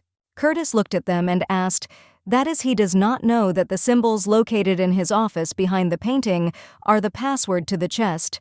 Curtis asked. "Does he really mean to say that he does not know about the contract for the sale of children to the laboratory?" Curtis said angrily that they were going to test black magic on children there. Curtis asked angrily how they could call themselves priests. The priest asked him for forgiveness. He was puzzled and understood that he was finished. Caesar smiled and yawned, telling him to be glad they didn't cut off his head right then and there. She looked at them closely. She knew that the priest from the central temple was a very important person. The paladins next to him were nervous despite the fact that the high priest looked a little lost. She wondered how they were able to check all the accounting books in one morning. The children approached the teacher and called her. They asked her, puzzled, what had happened. Jeremy in turn looked at them with admiration and said with a smile that there were many knights here. Ian looked at the priests and asked what would happen to the temple. Jeremy asked if the temple would really disappear. Masha said that they should just not say that the temple would be closed because of the high priest's mistakes. Hannah said with a smile that everything would be fine with the temple and it would not be closed. Masha looked at her in surprise and asked what would happen to them. Hannah said that nothing would happen to them and that these swindlers would go to prison or be executed, but they would be safe. Jeremy looked at her and asked what would happen to her. He asked if she would be okay and safe. Hannah looked at him puzzled and said that she was sure everything would be fine. She didn't know what to do because she knew that she might not be able to stay with them. She said that she wasn't going anywhere. Hannah understood that she couldn't leave the children unattended. A moment later, she heard Coco make a sound. They looked at him in surprise. Hannah told Masha not to drag the bird around with him everywhere. Curtis looked at them and said goodbye to Hannah.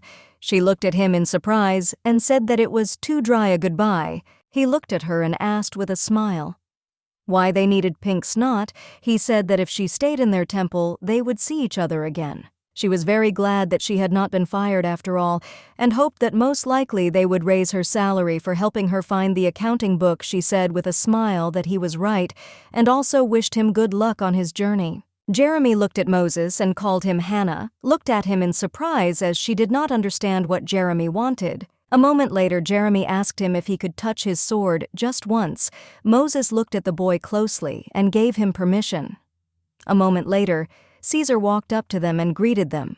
Hannah looked at him in surprise. Caesar looked at the young lady with embarrassment and said that he was not here for long. Masha smiled and thanked Caesar for getting rid of that dead old man. He looked at Caesar and asked if they could count on him if there was another scoundrel here.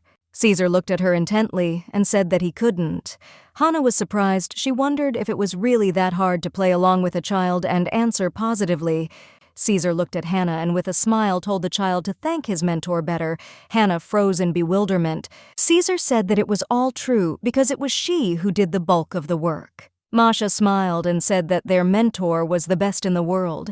Ian and Jeremy nodded as they completely agreed. Caesar smiled and said that it was time for them to leave. Hannah told him to be careful on the road and wished him good luck. Hannah, in turn, looked intently at the priests who were moving away from her. She told the priest with a smile that it was unpleasant to know him, but fortunately they would never see each other again. Masha screamed that Jeremy had trampled all his clothes. Jeremy was angry. He screamed that her chicken had eaten all his treats. Masha screamed that this was a blatant lie. Masha approached the teacher and said with a smile that Coco had learned to fly. Hannah, puzzled, said that this was great. A moment later, Hannah was called again. She looked closely at the children and said that she was listening to them. She was in shock because she was very tired and wanted a minute of silence.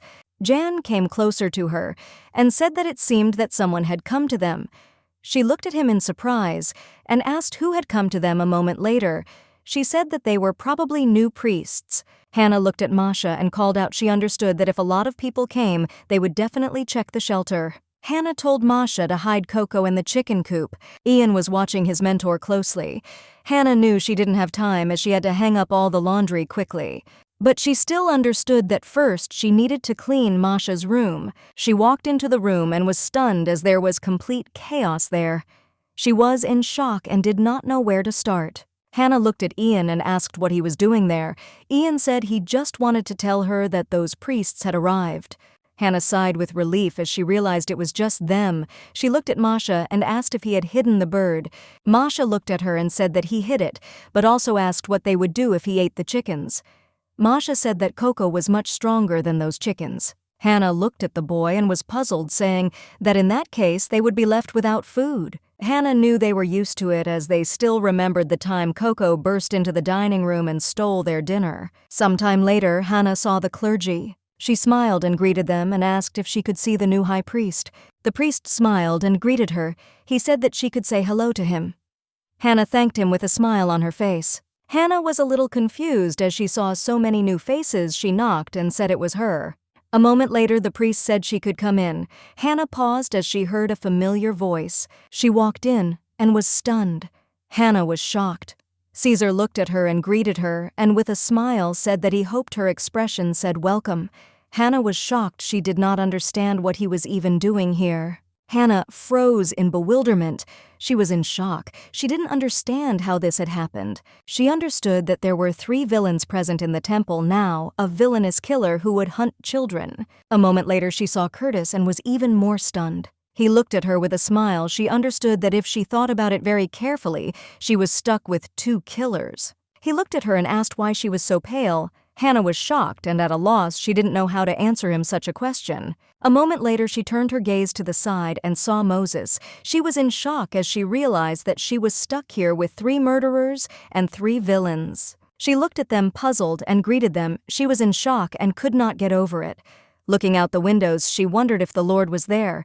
She begged him to give her a hint on how to change the plot. Hannah knew that her adaptation to the situation was incredible. She looked at the priest and greeted him with a smile on her face. She got used to this madness quite quickly now. She could finally smile. She could greet him looking at those impudent hands. Caesar looked at her intently but said nothing. Curtis looked at her and said that the budget for the shelter would be issued today. She thanked him. He said that he remembered that they still had food donated by the parishioners of the temple at their disposal. He said that it was also donated to the school. The young lady thanked them with a smile. She knew that they were doing a much better job now than before. At first, she did not believe that Caesar, with such a callous character, would cope well with the position, but to her surprise, the temple was now working like a charm. She knew it was because his right hand was doing all the work perfectly. She didn't understand why such a talented person treated Caesar like a mentor. She looked at them and said that today was a holiday in the city and also asked if he knew about it. Caesar looked at her in surprise, since he did not know about any holiday. The young lady looked at him in surprise but did not answer. A moment later, she asked if he didn't know. Curtis looked at her and said that he had no idea about the holiday.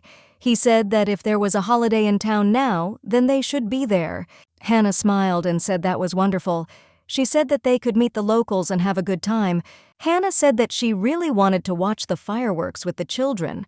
Caesar looked at her in surprise. A moment later, Caesar said that they had spent a lot of money on the party. If there was a magical artifact there, he said that artifacts were not a pastime for the poor. Caesar said it would be nice to go there.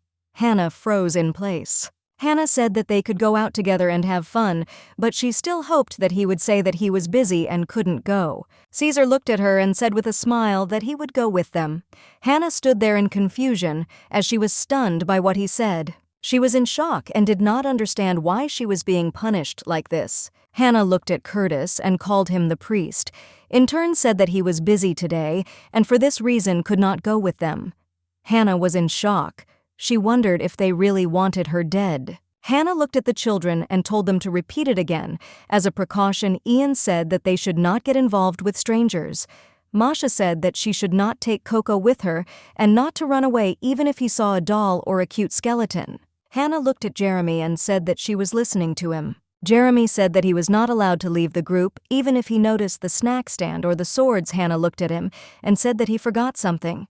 He sighed heavily and said that he was not allowed to swear. Hannah smiled and praised them. She said that they were great and remembered everything and now they could go have fun and watch the play.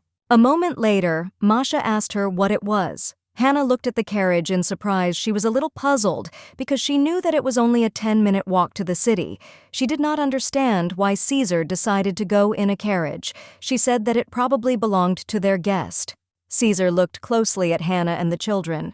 Hannah looked at him and asked if they were really going to eat on that thing. Caesar said his leg hurt. She looked at him and told him to get down as they could get there on foot.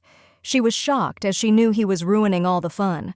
Caesar smiled and said that now he understood why they called her a collective farm girl. Hannah looked at everyone and said that she didn't care what they called her, but she knew how to have fun. Hannah and Jan looked away, not making a sound. A moment later, they burst out laughing. Masha approached them and asked in bewilderment if they were laughing at him. Hannah looked at Masha and told him to be careful because he could rip his skirt.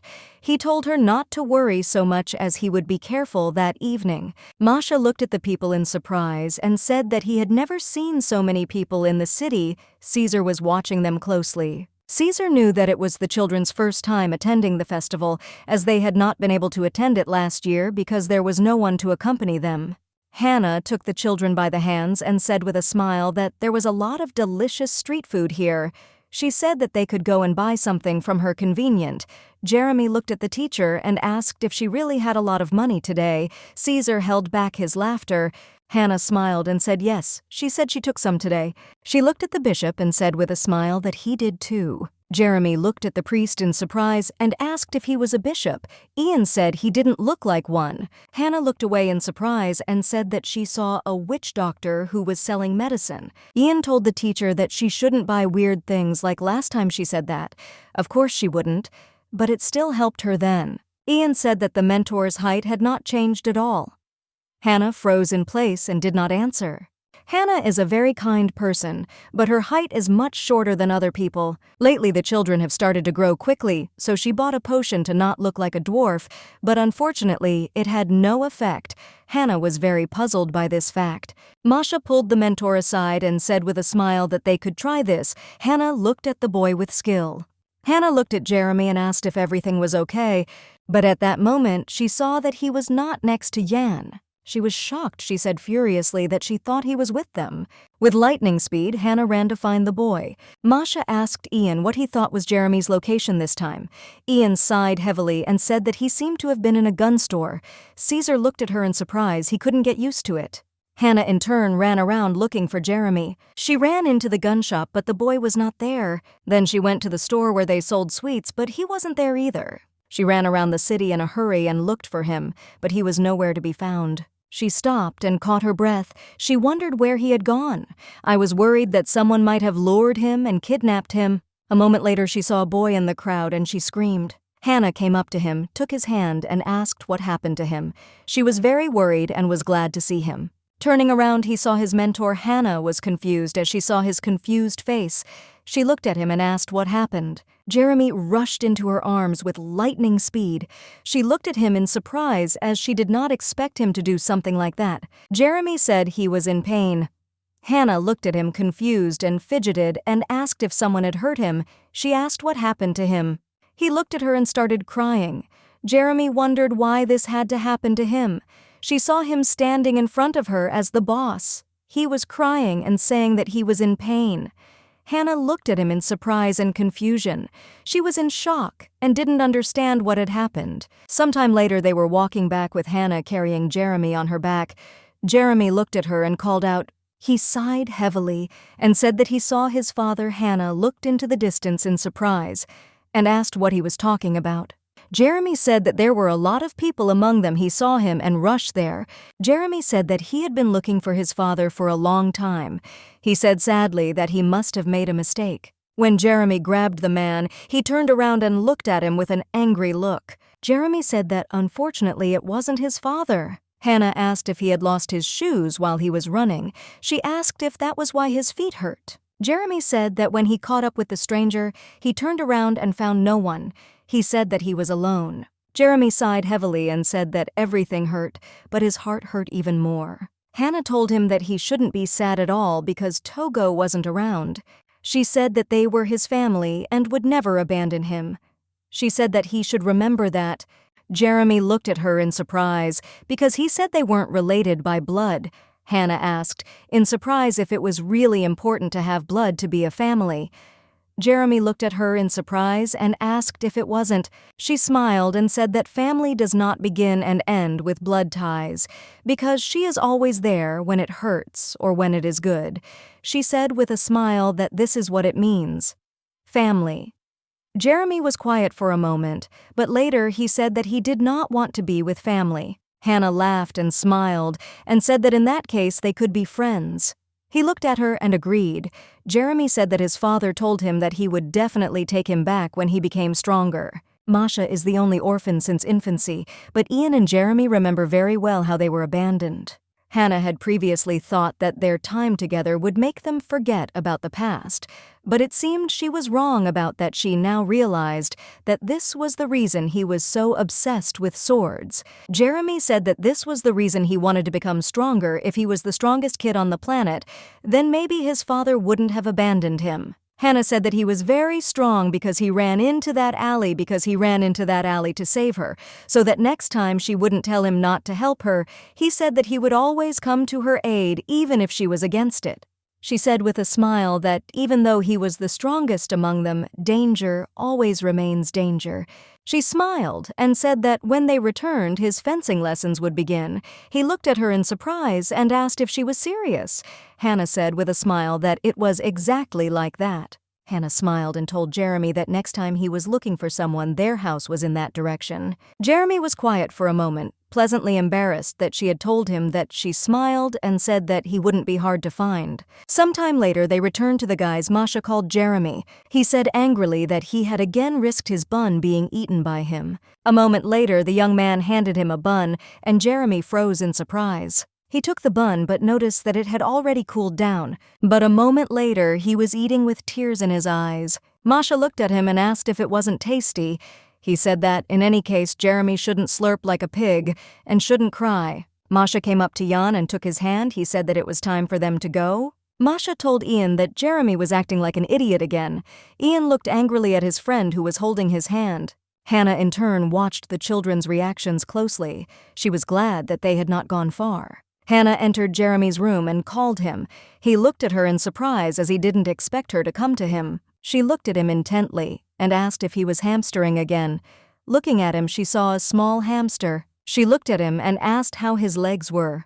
Jeremy sighed heavily and said that it would be better when he slept. He looked at her in surprise and asked what she brought. She smiled and said that she made a foot bath for him. She said that she brought an herbal infusion that should help him. Jeremy looked at her skeptically with disbelief. He looked at his mentor with confusion and asked if it would definitely work. Hannah looked at him and said that the herbs were medicinal and would help him. Hannah told him to just put his feet in the tub. Jeremy looked at her incredulously, but still agreed and nodded. Hannah sighed heavily and said that she seemed to have poured too much water. Jeremy looked at her in surprise, but he still felt a pleasant smell. He looked closely at the teacher and asked where she got these herbs. Hannah smiled and said that she picked them in the garden next to the bathhouse. Hannah looked at the boy and asked how he was feeling, and also asked if the pain had subsided a little. He looked at her in surprise as the couple went over all her questions in their heads. He was surprised by her concern. Jeremy looked at the mentor and said that he was already feeling much better. Hannah looked at him and said with a smile that it was very good, and a weight was lifted from her heart. She looked at him and said that they still had to go to the hospital tomorrow.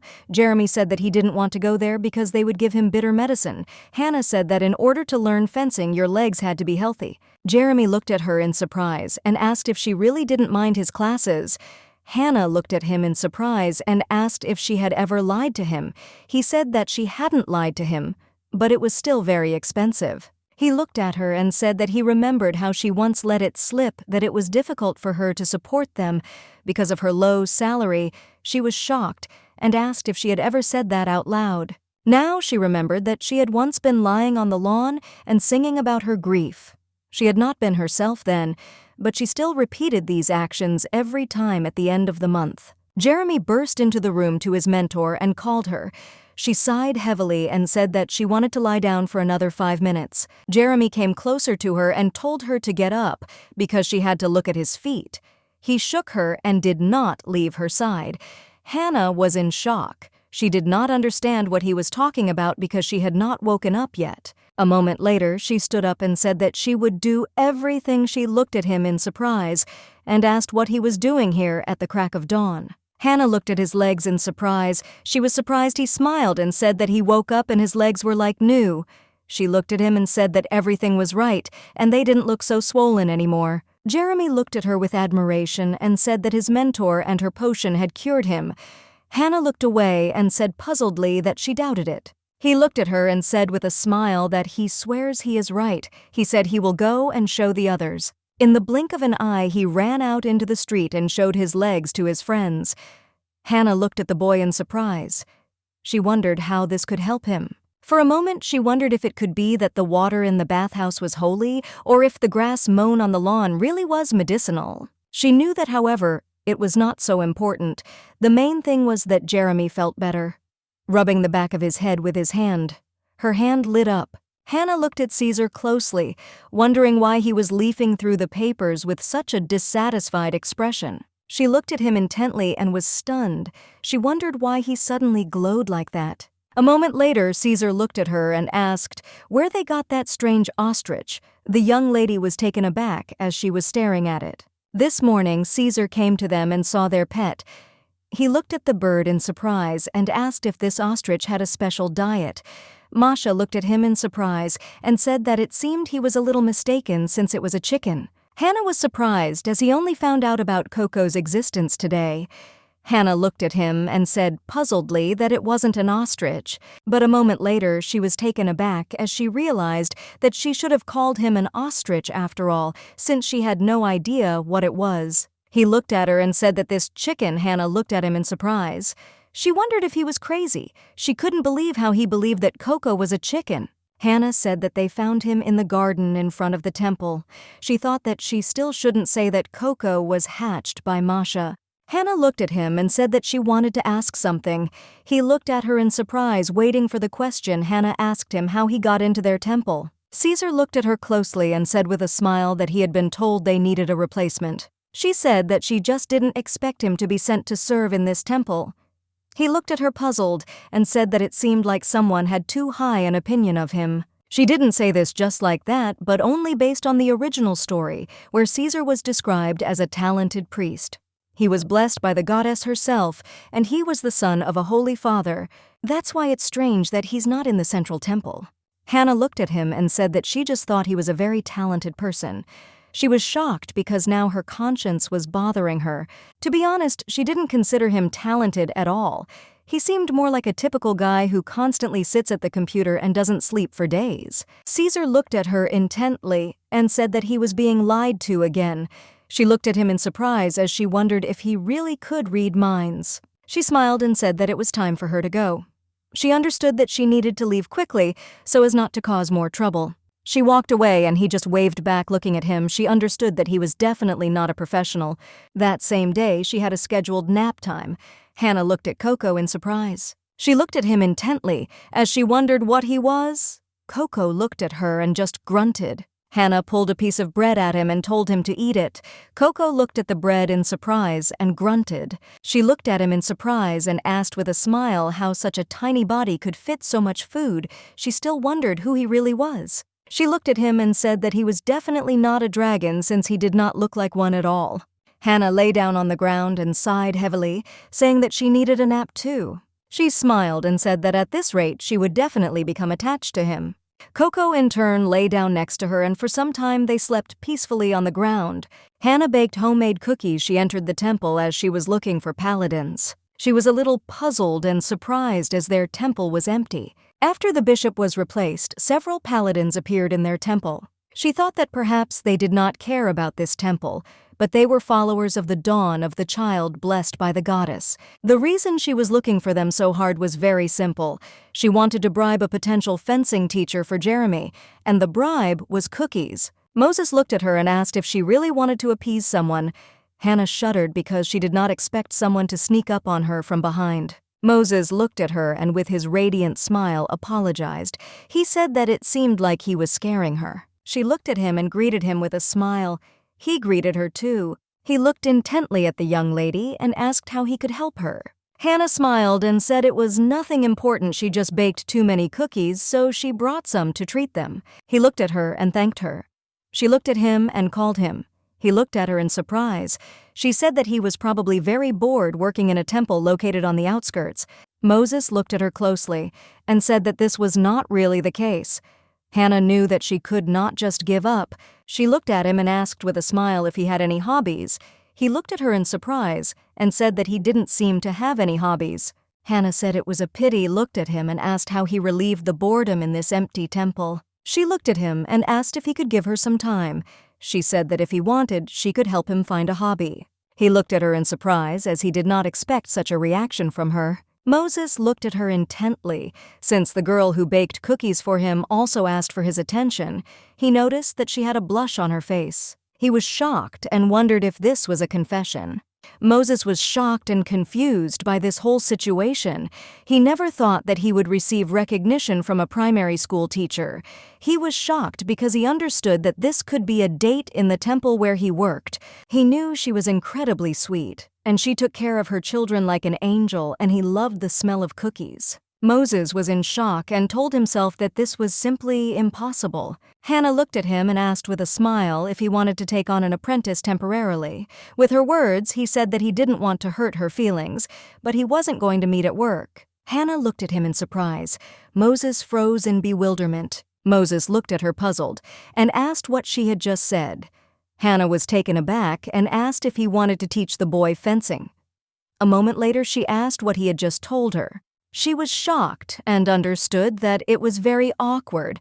Moses looked at her and said that he was wrong. He was very embarrassed and blushed because he realized that he had made a huge mistake. Hannah looked at him in surprise, wondering why he was so red. She looked at him and asked what he thought of Jeremy. She asked him what kind of student he imagined. She said that he knew that Jeremy was from their school. She said that he was that brave boy with black hair and big red eyes. Hannah smiled and said that this boy's dream was to become a knight, but unfortunately it was not in her competence. She smiled and said that she wanted his dream to come true, so she thought about training with the paladins. In fact, she had several reasons why a paladin should be Jeremy's teacher. First of all, these people are very kind and therefore will be able to accept Jeremy. Secondly, they will teach you to use the sword only for the sake of good and protection of the owner. And the third reason was that it was all free. Moses thought for a moment. He wanted to refuse her, but looking at her closely, he saw puppy eyes. He wanted to say that he had no free time, but the young lady forestalled him and said that they promised that it would not take him much time, as Jeremy was a very smart and capable boy who quickly learned everything. Hannah said that they could only practice for 2 hours a day, morning and evening. He looked at her and asked if she was saying that they could practice for 1 hour in the morning and afternoon. She looked at him and said that if it was inconvenient for him, they could move those 2 hours to the evening. He wanted to object, but she said with a smile that they had agreed. Hannah took his hand and said with a smile that she would go and tell Jeremy the good news. She said that he would definitely be happy. Hannah smiled and said that every day he told her how wonderful and kind Moses was. She thanked him with a smile.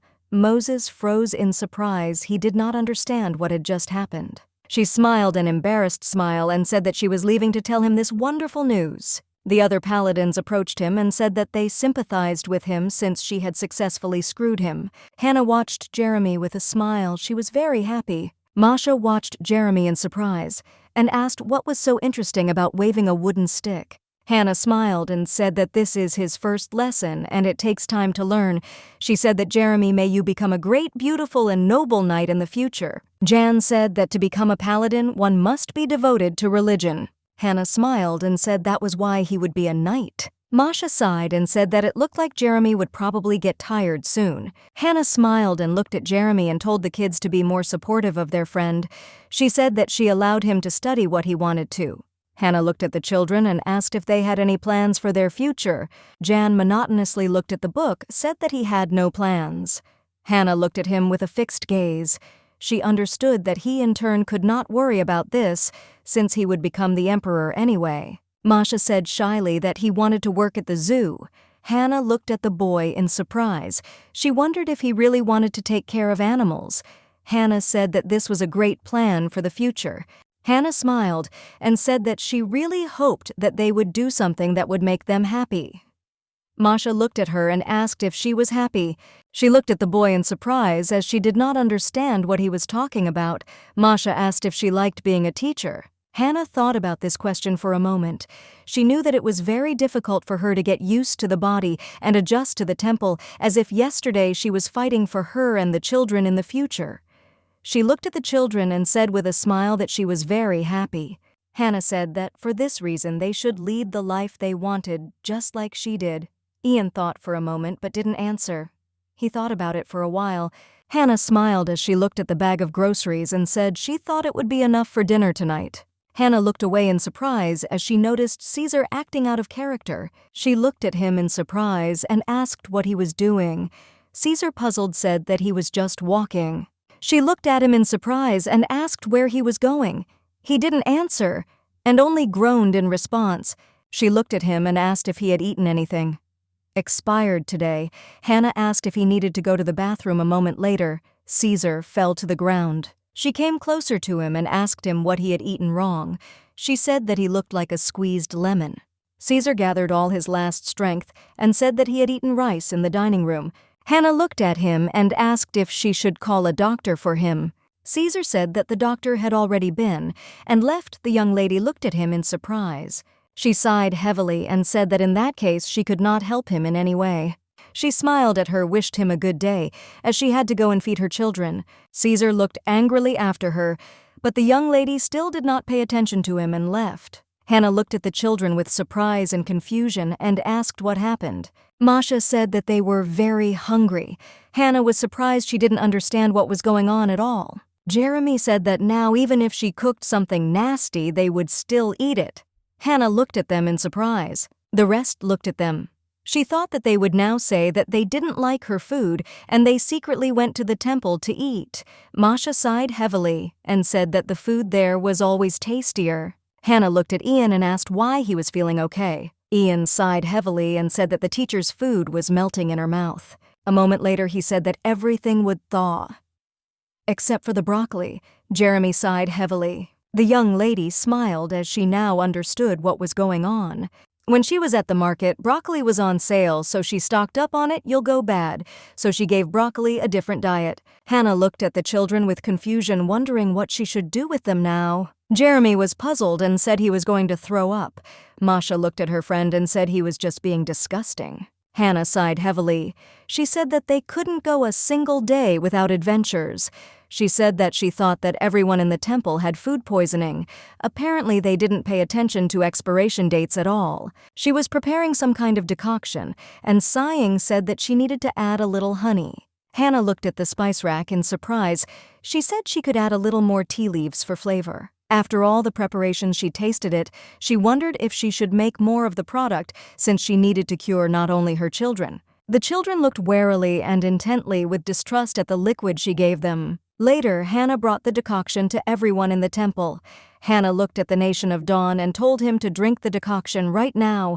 Caesar looked at her in surprise and confusion. Hannah said that she had prepared a honey decoction for them. She said that since he couldn't eat, he should try drinking it. Caesar, puzzled, told her to leave everything on the table. She looked at him and said that she would leave everything, and the kettle she said that he could share with other people if anyone asked him. Hannah wondered in surprise why she was doing everyone's job today. She realized that things weren't so bad anymore. Caesar knew he had no choice, and shaking in pain, he sat down on the sofa. A moment later, he took the glass of honey infusion and began to drink it. He was a little puzzled as the infusion was very sweet. Caesar looked at the glass in surprise, which was empty. He was in shock as he felt. Caesar looked at Curtis and asked if he was feeling better. Curtis smiled and said that it was exactly like that, and he also saw that Caesar was also feeling better. Caesar looked at his assistant with confusion and asked why he was cured. Curtis looked at him with surprise and asked if he didn't like it. Caesar said that it was simply very strange that the entire temple was healed in one day. He did not understand what the reason was. Caesar looked at Curtis in surprise and asked if he drank honey tea yesterday. Curtis looked at him in surprise. Curtis thought for a moment, and after a few minutes of thought, he said that he had drunk the brew that was given to him in the cafeteria. Caesar remembered how he had also drunk honey infusion yesterday and felt much better, and in the morning, everything had disappeared as if by magic. Caesar looked at Curtis and asked if he thought it was strange since it was not a doctor who did it but their teacher. Curtis looked at the nation in surprise and asked if he really needed to investigate this matter. Caesar thought about all this for a moment. Curtis looked at the young lady and said that the clergy were proud of her brew. She looked at him in surprise as she did not understand what he was talking about. She did not understand how they could be cured with simple water and honey. He looked at her in surprise and asked how she managed to do it. The young lady hesitated because she did not know what to answer. She smiled and said that it was all thanks to a spoonful of honey and a pinch of love, and there was also pure water in the broth. He looked at her in surprise and asked if it was really only these ingredients that helped them. She looked at him and said that she added a few more leaves to the tea and nothing more. Jeremy ran up to Curtis and said that this was not the first brew of the mentor. Curtis looked at the boy in surprise. Jeremy said that his legs were also cured with his help. Curtis looked at the boy in surprise. Curtis asked the young lady how she did it. She said she mixed plain spring water and medicinal herbs, asked her if she had ever heard of medicinal plants. The young lady said that although it didn't matter, she just added whatever safe herbs that smelled good. He looked at her in surprise and asked if she had taken an aptitude test to see if she had a gift. She looked at him in surprise as she didn't understand what he was talking about. A moment later, she said that she hadn't taken any such test. Curtis looked at her and said that his instincts told him that she had a divine gift. He asked her if she wanted to take the exam. Curtis said he could arrange everything right away. The young lady sighed heavily and said that there was no need for that. She knew that God's gift was the cause of envy for many people, and it was thanks to people with the gift that the temple gained power and attracted the attention of the dynasty. But not all priests had it, so the gifted were valued like the apple of the eye. She would have agreed to take the exam if you original story villain would not have killed the gifted first. She knew she needed to stay away from this. The young lady sighed heavily and looked away, saying that she was happy with her current life. The young lady said that she would only pass the exam if she worked in the main temple. Curtis wanted to object to her, but she didn't want to listen to anything. Caesar looked at the young lady in surprise and asked if she was sure she didn't want to take the exam. The young lady asked, puzzled, if all of them had a stuck record. A moment later, she looked at Caesar with a sharp gaze and asked why he was eating with them. Caesar sighed heavily and said that he would no longer eat in the dining room after that incident. She looked at him and said with a grin that he was too worried about his health. He said that it was all because his body was very valuable. She understood that he couldn't be thrown out on the street, and looking at him, she told him to start eating. She said that she initially wanted to cook porridge, but the children chose meat looking at them, and with a smile she wished them bon appetit. Jeremy said he hated porridge. He said she even managed to stuff broccoli into carrot porridge. The young lady was shocked. She didn't understand how he could find out about this. Caesar looked at him and said that "You can't complain about the food." Hannah was shocked since Caesar himself had recently complained about the food. She looked at him and asked if she was right in thinking that he wouldn't eat with them tomorrow. Caesar looked at her and said that he planned to eat with them until the cafeteria improved the quality of the food. The young lady was shocked. She looked at him because he really annoyed her. She said with a smile that for her money doesn't grow on trees. Caesar looked at her and said that he could give her 5% of the budget. The young lady froze in shock. She was in shock and was ready to faint, but she still understood that she needed to pull herself together. She knew that she couldn't agree since this was money from the temple budget. She looked at him and said that it would be better if he helped them with the cooking. The children looked at her in surprise. Caesar sighed heavily and asked with a grin if she really wanted him to help with the cooking. Ian looked at his mentor and asked if it wouldn't be more profitable to take the money. Hannah sighed heavily and told him not to make her regret what she just said. Caesar looked at her and said that he would help. The young lady looked at him in surprise as she did not expect him to say something like that. Hannah was shocked. She couldn't believe that he agreed so quickly. She wondered why he didn't even bargain. She was already regretting what she had just said. Jan looked at her and said that it would be better for her to take the money. Hannah was shocked. She didn't understand why he gave in so quickly and agreed. Jeremy looked at her and called out while eating the meat with gusto. Jeremy smiled and said that Moses praised him today. Hannah looked at him in surprise. Caesar told Jeremy to chew first and then talk. Jeremy smiled and started telling about his fight with Moses. Caesar looked at him and told him not to bang on the table. Jeremy said that tomorrow he would close himself off even more. Caesar told the boy that he must not get up from the table if he had not finished eating. Jeremy looked angrily at Nation Zarya and said that he got him only even more rudely. Caesar looked angrily at the boy and asked what he had just said, calling him Shorty. Jeremy looked at him and asked why he was walking around their house telling them how to behave. Caesar looked at Jeremy and asked what else he was offering him since he was in charge of this place. Hannah looked at Caesar and asked if he could argue with someone his own age. Hannah was puzzled. She didn't understand why he couldn't eat in peace. Hannah looked at Caesar closely and asked if he was really going to cook in that outfit. She asked where his apron was. He looked at her in surprise and asked what she was wearing. The young lady hesitated because she didn't know what to answer. Caesar looked at her intently and said that if she took up cooking, then she needed to look appropriate.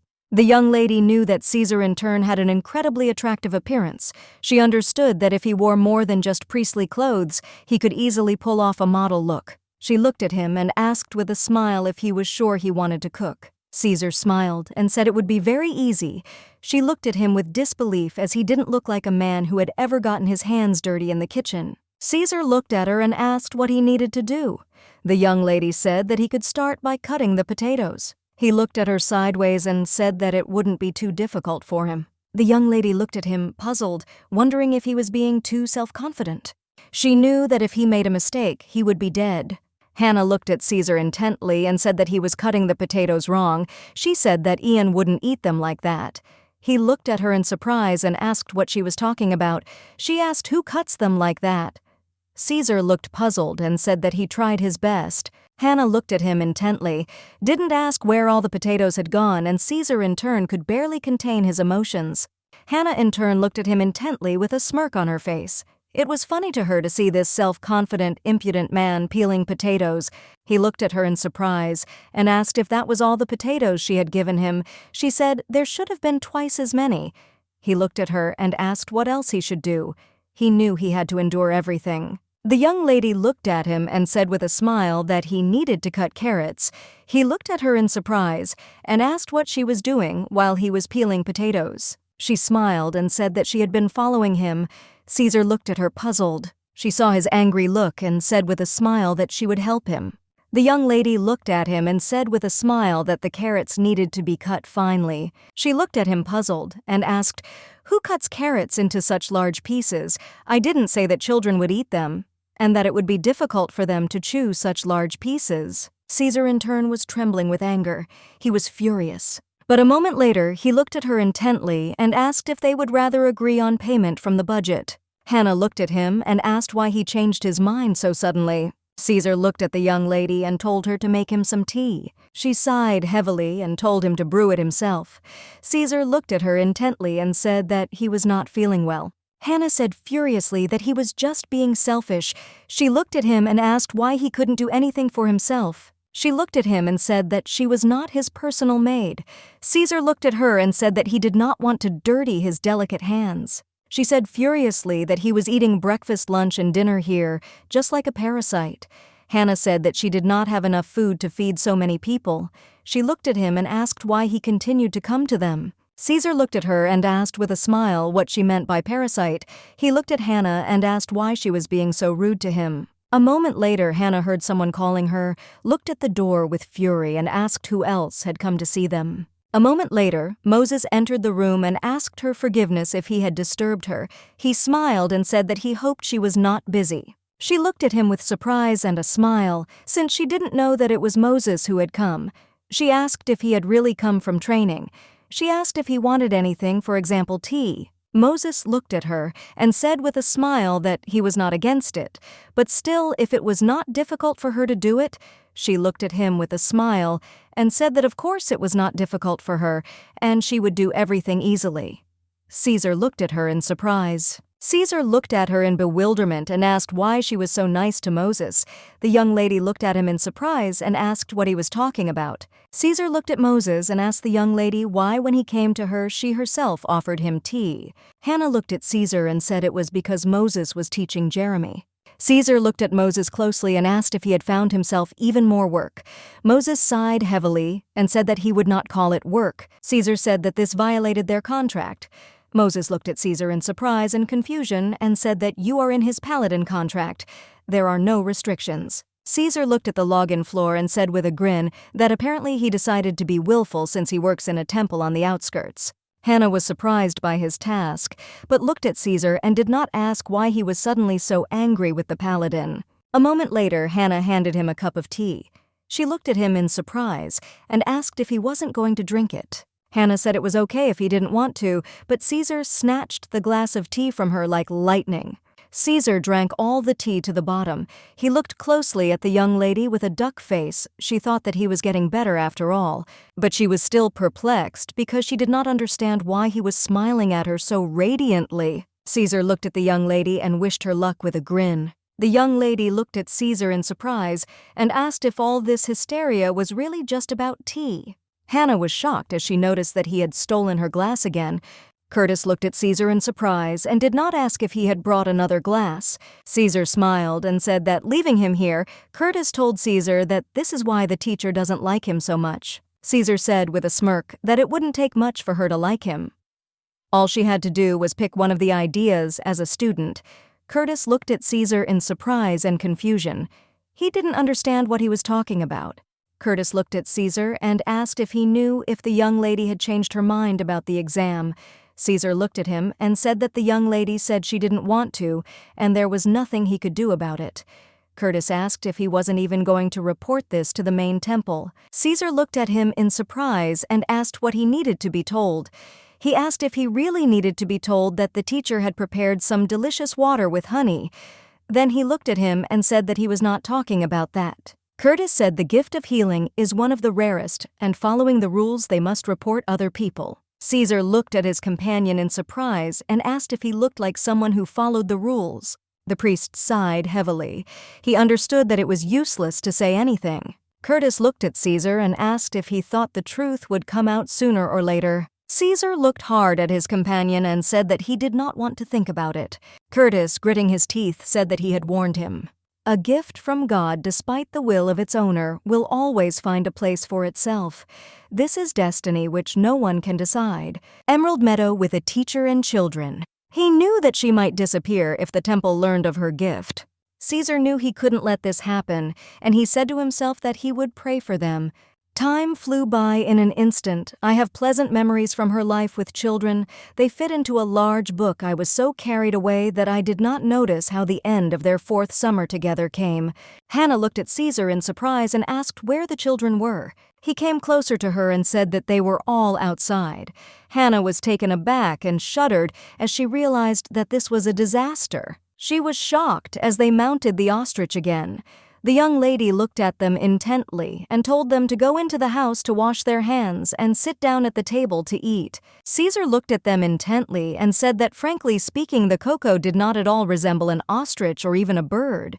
The young lady was taken aback. She asked what he called this giant chicken. He said that it was neither a chicken nor an ostrich. He looked at the animal with puzzlement and said that he had seen something similar somewhere before. The young lady looked at him in surprise and asked if he really saw something similar to their Coco. Caesar said that everything was exactly like that, and in the main temple, he read a book about ancient demons. The image of the ancient demon is different from the one people imagine him to be today. After all, he is just a low-ranking monster.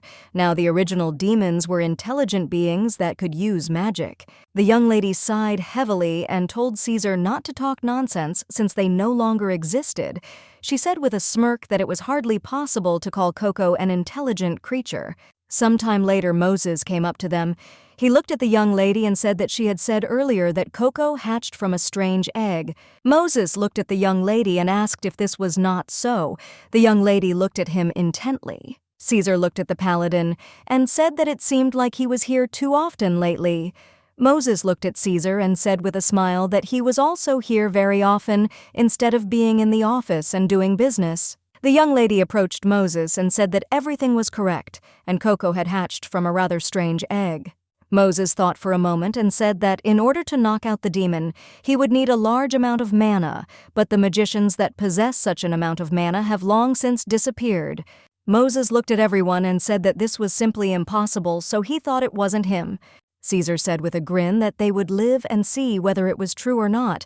A moment later, the teacher was called to the children. She looked at them in surprise. The boys looked at her intently and said with a smile that they had already washed their hands. Jan looked at Caesar in surprise, and with a displeased face said that he had come to them again. Caesar looked at him intently and told him not to forget to do good and offer help to those in need. The boy in turn thought about it, but still agreed with him. Hannah looked at Jeremy and asked if he had improved his fencing skills. Jeremy nodded and said that he had certainly improved. Moses smiled and said that Jeremy was very talented. Hannah smiled and asked Moses if Jeremy could become a knight. She knew that being a knight was still better than being a mafia boss who terrorized the empire. Moses smiled and said that he thought he could become a knight. Moses asked her if she was okay with Jeremy entering the Knight Academy. The young lady looked at Moses in surprise, as she did not expect him to ask her something like that. Moses said that the temple is responsible for children up to 15 years old, but the Knight Academy can be entered from the age of 13. The young lady looked at Moses in surprise and asked what kind of place this was.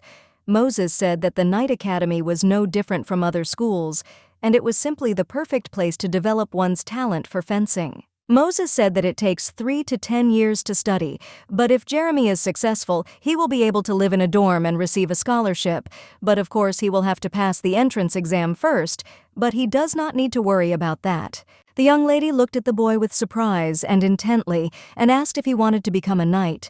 Jeremy smiled and said that of course he wanted to. Hannah smiled and said that this was very good, and they could discuss everything after eating. He smiled and agreed with the mentor. Seeing Jeremy rejoice at the prospect of becoming a knight made her realize how close their separation from their children would be. She was puzzled because a feeling of loneliness suddenly came over her. The young lady decided to take a short walk in the fresh air after a good dinner. She knew that on the day the children left the temple, she would also have to leave it. Because by that time the temple will close the school all, because Caesar will send orphans to the main temple, and also other large temples that are not far from the center. She knew that this place is definitely approaching extinction. The young lady understood that she, Masha, and Jan should already think about their future. The young lady sighed heavily and wondered if the Coco was sleeping now. She said that she needed to look in the chicken coop. A moment later, someone asked her if the chicken coop was destroyed. The young lady was taken aback and frightened. She looked around in surprise and asked who had just said that. Caesar looked at her and asked with a smile when she would stop being so scared. He looked at her and asked how many times he had told her that she should sleep in her room at night. The young lady sighed heavily and said that fresh air helps her relax. He looked at her and asked if he could inquire about the reason for her sighs. She sighed heavily and said that it was nothing special. She was just thinking about the immediate future. He looked at her and said with a smile that if she still had no plans, she could always take the exam. The young lady understood that she had no plans to risk her own life. Hannah looked at him and asked why he never returned to the central temple. Caesar looked at her intently but did not answer. A moment later, he said that there must be a reason why God brought him here. She looked at him intently and thought since she had not heard his excuses for a long time. He said with a grin that he seemed to have an interesting excuse. The young lady was shocked, since she had not said that at all, and he sat down himself, understood. They talked with Caesar all night about the insignificant temple with its stories. She looked at him intently. The young lady was enchanted. The moon was beautiful that night. Hannah looked around. She wondered why it was so noisy. Looking out the window, the young lady saw a lot of people. She looked at Curtis in surprise and asked why there were so many people here. She asked Curtis what was going on. He in turn sighed heavily and said that he didn't know what was going on either. Masha looked out the window in surprise and said that he saw the owner of the fish store and the butcher. He looked at everyone closely and saw that the atmosphere was very oppressive.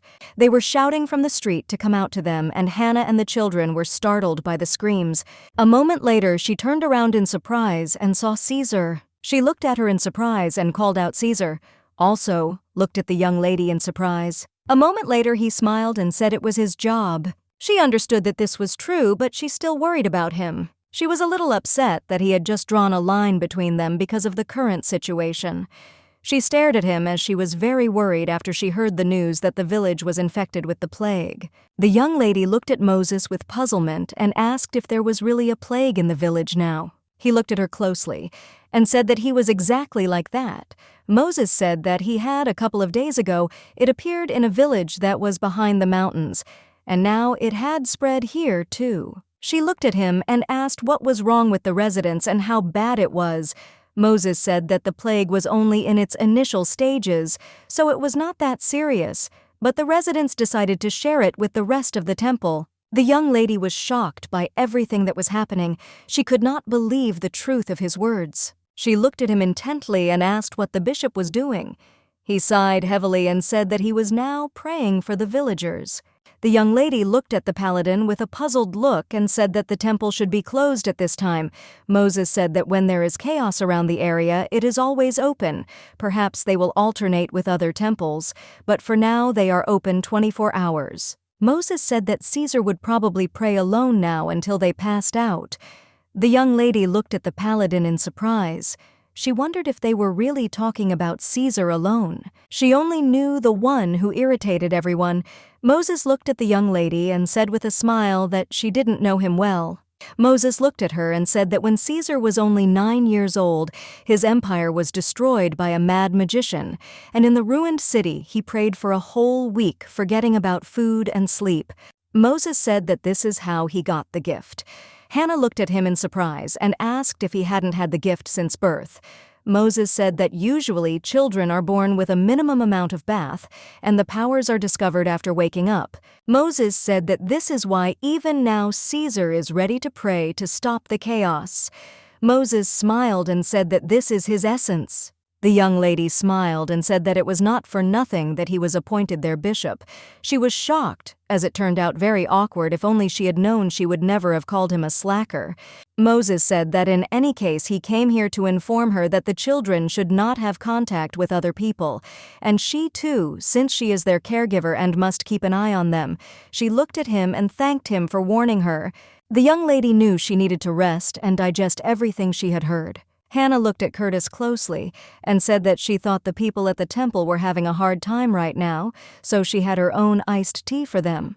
Curtis looked at her closely and said with a smile that she had prepared well. Hannah looked at him and said that she thought clergy should use protective equipment too. The priest looked at her in surprise. After thinking about it, he said that perhaps she was right. He smiled and said that it was still important to them that believers felt at home. She looked at him and said that it was not safe. Curtis told Hannah that she still should not worry, because if suddenly one of the priests forgot to go, then he would be immediately sent to the main temple where they could heal. Hannah looked at him intently and asked if Caesar was still praying. Curtis said he was. She looked at him in surprise and asked if no one had stopped him to rest a bit. The priest looked at her and said that she could try to persuade him herself. She looked at him and asked what his first meeting with Caesar was like. He said that they met when he went to serve as a priest in the main temple. The young lady looked at him intently and said that it turns out that they are quite close to Caesar. Curtis smiled and said that Caesar was like a god to him. Curtis said that he was one of the many people that Caesar saved. He said that Caesar's gift was able to seal the monsters from the Black Desert as well, so the people of the empire should be grateful to him for their lives. The priest said that he grew up in a city located on the edge of the Black Desert. He said that after that disaster, he could count on the fingers of one hand the number of his surviving friends and relatives. He said that if it weren't for Caesar, they and the empire would have been gone long ago. When he saw how Caesar saved thousands of lives, he swore to serve him forever. Curtis said that because of what happened, Caesar often sleeps, and all because the barrier located in the desert absorbs his powers. The young lady was very surprised because the more she learned about him, the more she realized how wrong she was about him. She looked at the priest in surprise and asked why this story was not known throughout the empire. Curtis said with a smile that Caesar did not want to make it public. The young lady thought for a moment as she knew that if she were the one to save the world, she would tell everyone about her greatness. The priest smiled and did not say that they had no right to condemn him. Hannah looked at the priest intently but said nothing. Now she understood why he sometimes behaved like a parasite. Masha sighed heavily and said that their high priest was also praying today. Hannah looked at them intently and smiled and told them to follow his example. She said that they could pray and be good people. Ian looked at her and asked if she hadn't said that the high priest was a parasite. Masha said that she had said that the priest was a complete slacker. Jeremy in turn said that she had cursed him in every possible way. The young lady sighed heavily. She knew she had made a huge mistake looking at them. She said that everything was just fine, thought about it, and realized that she shouldn't have spoken so badly about him. They looked at their mentor and asked how much longer they would have to sit in quarantine. Jeremy said that he heard that hundreds of people had died in a village nearby. Hannah was shocked as he said such things with a smile on his face and while swinging his legs. Jeremy said that there are more and more people in the temple every day. Hannah said that everything is true and the residents are very concerned about the current situation. Jeremy glanced sideways at the teacher and said that he heard that they said that if you come to the temple, you are less likely to get sick. Hannah looked at him in surprise and asked who told him that. Jeremy looked at his mentor and said that Moses told him about this when he gave her the book on fencing. Hannah looked at him in surprise. Hannah looked at the boy and asked him if he believed that God could stop the epidemic. Jan looked at them and asked how else could it be explained that none of the priests had become infected yet, and that there were so few sick people in their village. Hannah looked at them in surprise. Jan said that this is why there are rumors that this is a blessed place. Some time later, they noticed that people from the port came. Hannah looked at Jan in surprise and asked how he knew. Jan said that if you look closely at the material of the clothes, you can see some differences. In addition, the man is wearing boots and a fisherman, which are not worn in their village. He looked at his friends and asked them what they thought. He asked them why exactly the temple remained uncharged. The guys froze in bewilderment. Hannah just smiled and did not answer. Masha smiled and said that it was not difficult to guess about it. Jeremy also said with a smile that even he knew. Hannah looked at them in surprise and asked what they were talking about. Masha smiled and said that it was so funny that she was the only one who didn't know why their temple was blessed. Hannah looked at Ian in surprise and asked if he knew too. Ian in turn sighed heavily looking at the mentor Hannah called the children in surprise. She asked if they would really leave her in confusion. Masha looked at the teacher and asked if she would bring them tea. Kana smiled and said that she would bring everything since she had completely forgotten about the tea that she had wanted to bring them earlier. She sighed heavily and said that she had little time and she still needed to boil some water. A moment later, she said that she was running to do everything. The children looked closely after her and said goodbye. Hannah was carrying a full kettle of water and was in shock because it was too heavy. A moment later, someone put a hand on her shoulder. She shuddered and, turning around, screamed. Caesar looked at her intently and asked if she could stop being afraid of him. The young lady looked at him intently and apologized. She said she had been too focused on not dropping the teapot.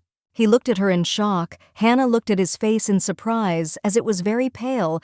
She asked what happened to her. Caesar looked puzzled and said that he felt like he was going to die. He asked if he could have some tea. She looked at him puzzled and said that she would do it right away. Hannah looked at Caesar and asked if he had slept at all. Caesar said he had not slept. Hannah looked at him and said that they should alternate with other temples or he would be the first to see the god. Caesar sighed heavily and told her not to worry about him too much. The young lady looked at the priest intently, not taking her eyes off him. A few minutes later, he looked at her and asked her why she hadn't left yet. As she was watching him intently, without moving, she smiled and apologized. She said she thought he was sleeping, standing up. The young lady was shocked. She wondered if all he wanted from her was water. She knew he could have said goodbye to her for the sake of decency. She looked at him and said that she had been told that he was simply a wonderful person. Caesar did not answer, but only frowned. She said with a smile that he had sealed the Black Desert and had received divine power through prayers as a child.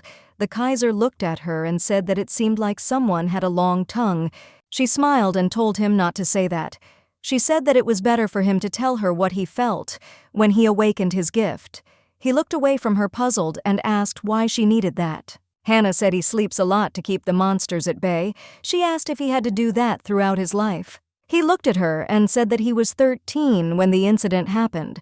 The young lady looked at him in surprise and asked if that meant that he had solved the problem with fatigue during that time. He looked at her and said angrily that it wasn't so. He said that he wasn't such an idiot as he used to be, and now he could get rid of the monsters without all these seals. She looked at him in surprise as she didn't understand what he was talking about. The teaser said that he could just kill them all. She knew that if you think about it in the original, Caesar is described as some kind of religious fanatic who is ready to exterminate the villains. If only there was peace on this earth. She understood that from such a quiet man, you can expect whatever you want. She looked at him and said with a smile that in that case he should take care of himself. He looked at himself in surprise and asked what she wanted from him. Hannah looked at him and asked if he could help her. Caesar looked at her with a piercing gaze and said that he could hardly help her. Now she sighed heavily since she did not expect more. Pressure, after she smiled, looking at him and said that in that case she would leave him. Caesar was puzzled as he was on the verge of exhaustion, but after one glass of tea, he feels much better. He looked after the young lady with surprise. At the same time in the main temple, His Holiness was engaged in prayer. The priest approached him and said that the number of monsters in the Black Desert had increased, although the barrier was holding them back, but it was unknown how long this would last. Pope Bellissimo Feltro looked at the priest intently and asked what Caesar was doing now. The priest looked at the Pope and said that Caesar was in the temple located in Remium. The priest asked if they really needed to call him. The Pope sighed heavily and asked how things were there. The priest looked at him and said that the temple was in a small village. But some time ago a plague appeared there, and Dad asked if there were really a lot of deaths there. The priest said that there are a small number of deaths there. In fact, residents from different cities visit this temple and seem to receive a blessing. The nearest cities are already fully charged, but it is the residents of this village who have practically no deaths. He said that he thought the temple was full of people. Now, Dad frowned for a moment and thought he wondered why Caesar was so worried about that place. Dad understood that there was probably something very interesting there. The young lady passed by the temple and heard people talking. They said that this was a blessed place, and if you drink the water here you can avoid getting the plague. But they were still surprised and did not understand why in that case there were no nobles here yet. People said that this temple is not for sale, and it will not be bought with any money. The young lady looked at all the people who came in surprise and asked, if you have this water in the temple, shouldn't they provide it to the residents? Masha looked at Jan and said that he wanted to argue with him about the fact that the mentor would not understand everything. Soon Jan sighed heavily and said that he thought she was just playing to the audience. Masha came closer to her and said with a smile that she should already come to terms with the fact that she has a healing gift. Hannah smiled and said that she was sure that it was just a coincidence, but she was a little puzzled as she realized that she was literally doing nothing. She knew that only at the end she added a little bit of leaves to the tea. She felt very awkward about it. She wondered if she shouldn't have some kind of awakening because of the great healing. Hannah said that although the temple is currently working tirelessly, she is very happy that thanks to it the villagers are safe, but she still wondered why she was so sleepy now. Hannah looked at the children and said that she was going to take a nap and that they should wake her up after class. Masha looked at the mentor and said that it seemed she had big problems. Jan asked the mentor if they needed to call someone. A moment later they saw the bishop, who said that they did not need to call anyone. He looked closely at the young lady and said that his intuition had not failed him after all. He slowly picked her up in his arms. Caesar said that he also often just sleeps when he uses the gift. Ian looked at Caesar and asked if their mentor was ill. Caesar said that their mentor was just tired. Yang looked at Caesar and asked if it was harmful to the body to use such a large amount of sacred power. Caesar would in turn look closely at the boy and tell him to look at him. Ian sighed heavily and said that it seemed to be doing harm. Caesar looked at the boy angrily and said that he wanted to convey to him that there was nothing wrong with it. Jan said that their world is set up so that every gift comes at a price, so he has every right to worry. Caesar said that he was right. Sooner or later they would have to pay for everything, since God does not give anything for free. Masha looked at him in surprise and asked why everything was exactly like this. He asked, "But doesn't God love them?" Caesar looked at them and said that man was created by God. Jan said that this is why he doesn't like temples. Caesar said that he had no doubt about it. Jan looked at the high priest and asked if he would tell him anything more about their god. Caesar said that he was confused. Sometime later, the young lady decided to check the situation outside the temple. She saw that in the city almost all the shops were closed. She knew she needed to find all the things she needed as quickly as possible. Approaching the store, she saw that it was also closed. She realized that in that case, she needed to go back. A moment later, she heard some noise and looked to the side. She realized that since she had already come, she should take a look at the situation in the village. As she passed people, she heard crying and cries of supplication. The man looked at his friend and asked why he was shaking an already dead man. The young lady was shocked. She froze. She wondered what was going on here. The boy looked at his uncle and said that it would be very sad if he just died here. The man looked at the boy and asked what was sad about it. He said that it was a blessing that poor people like them would die from the plague. The boy asked in surprise if they should really be happy about that. The boy shook his uncle and told him to come to his senses as they needed to go to the temple. The man looked at the boy and asked if he really thought the temple would help people like them. The boy looked at the man with fury and asked what he even knew about this. A moment later, the boy was dumbfounded. He looked to the side in surprise because he saw a girl. The young lady sighed heavily and said in a trembling voice that she was just passing by. The man looked at her sideways and asked if she had come to look at their dirty appearance. Hannah looked at them in surprise and asked why they weren't doing anything when they were so sick. The man sighed heavily and said that beggars like them don't get any help. Hannah looked at them and said that it was not true since the temple does not look at a person's status. The man said that they could no longer escape death. He looked at her and asked if she understood this. Looking at her, he asked who would help them since everyone was busy only with their own salvation. She came closer to the boy and asked if all the people here were sick. The boy was puzzled and said that this was true, and almost everyone was sick. She looked at him in surprise and asked why he wasn't getting treatment. The boy looked at her and said that, as the old man had said earlier, people give up even though they don't try very hard. He said that the people here are used to giving up. Hannah froze in shock. She didn't know what to do in such a situation or what to say. She saw the alley where the light didn't really reach the rotting bodies and excrement, the debilitating stench. She knew that if death had a smell, it would probably be like this. She realized that the place she had just looked at was only the tip of the iceberg. A moment later, the man began to cough, and blood began to pour from his mouth, and the boy in turn called for his uncle. The boy said that not everyone here is a beggar. As the disease spreads, there are also those who have lost everything, which is why they were abandoned. The boy said that this uncle was the owner of a large store. The boy said that because of his illness, his sons had abandoned him here. Hannah was in shock and could not believe such a thing. The man coughed again, and the boy hurriedly ran up to him and started calling him. The boy screamed and asked the man to wake up, but he did not answer. The old man looked at the boy and said that in the end, he had given up his spirit. The old man told the boy to close his eyes. Hannah could not stand such a sight as she felt sick from everything. The old man looked in her direction and said that if she did not want to get infected, she should leave this place. The young lady ran without looking back. It was hard for her to endure this. A few minutes later, she stopped to collect herself. She was in shock and wondering how this could be. She said with tears in her eyes that it was simply impossible. Hannah knocked on Caesar's door and he said she could come in. Caesar asked in confusion what had happened, and the young lady called out to him in a trembling voice. He looked at her stunned expression in surprise and froze. She called him several times. Coming closer to him, she said that there was complete chaos in the village. People were dying, coughing up blood, and families were abandoning their relatives who were sick. Caesar came closer to her and told her that she needed to sit down first, and then they would talk. He looked at her and told her to calm down and take a breath and then tell him everything. Hannah calmed down, and a moment later said that there were many plague patients in the village in a trembling voice. She said that there were a lot of them. He looked at her and said that it meant she was in great shock when she saw everything. Hannah said that it was difficult for them to come to the temple, let alone to the hospital.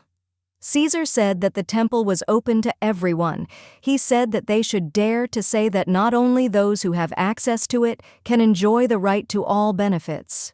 She looked at him and asked if he could leave the temple to help the people. Caesar looked at her and said that they just didn't have enough people to look after all the sick people outside the temple. She was shocked, but still understood the situation. She knew that not only Caesar but also other priests did not sleep at night and suffered from lack of food. For the annoyance, she blamed the temple for everything. She sighed heavily and said that they still needed to do something. She looked at him and said that she could use her powers. He looked at her in surprise and said that he didn't know what she was thinking.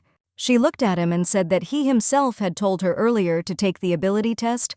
Hannah looked at him intently and told him to get tested. She said she would take it right now. A few minutes later, she said firmly and confidently that she wanted to take the exam right now. She knew that if she was truly gifted, this was the perfect time to use her power. She knew she wasn't Mother Teresa, but she didn't want to see other people die anymore. She couldn't continue to pretend nothing was happening. She realized that they didn't even know that someone like her could help. The young lady was in shock. She wondered what to do if it was already too late. She wondered if she could count on herself in that case. Caesar, in turn, looked intently at his companion and said that if the main temple found out about her gift, they would not leave her alone. He said that these hyenas would distance her children from her. She was shaking with fear. She said that they could only guess what would happen in the future, but the present could not be ignored. He sighed heavily and said that she didn't want to be a priestess. The young lady said that was exactly it. She looked at him and firmly said that now was not the time for this. She understood that she could no longer bear to see death near her.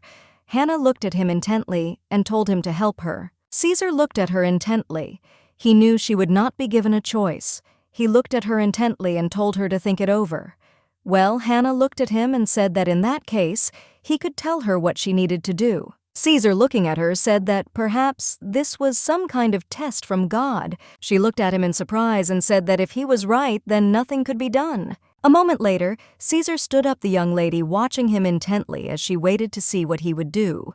He looked at her and said that if she had decided so, then he would certainly help her.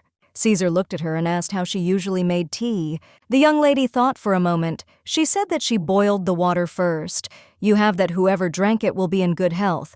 She said that at that moment she just wanted to make everyone happy. Caesar looked at her and said that she then needed to use her power and do everything as usual.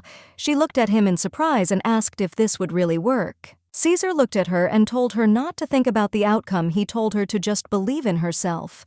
The young lady looked at him intently, nodding, making tea.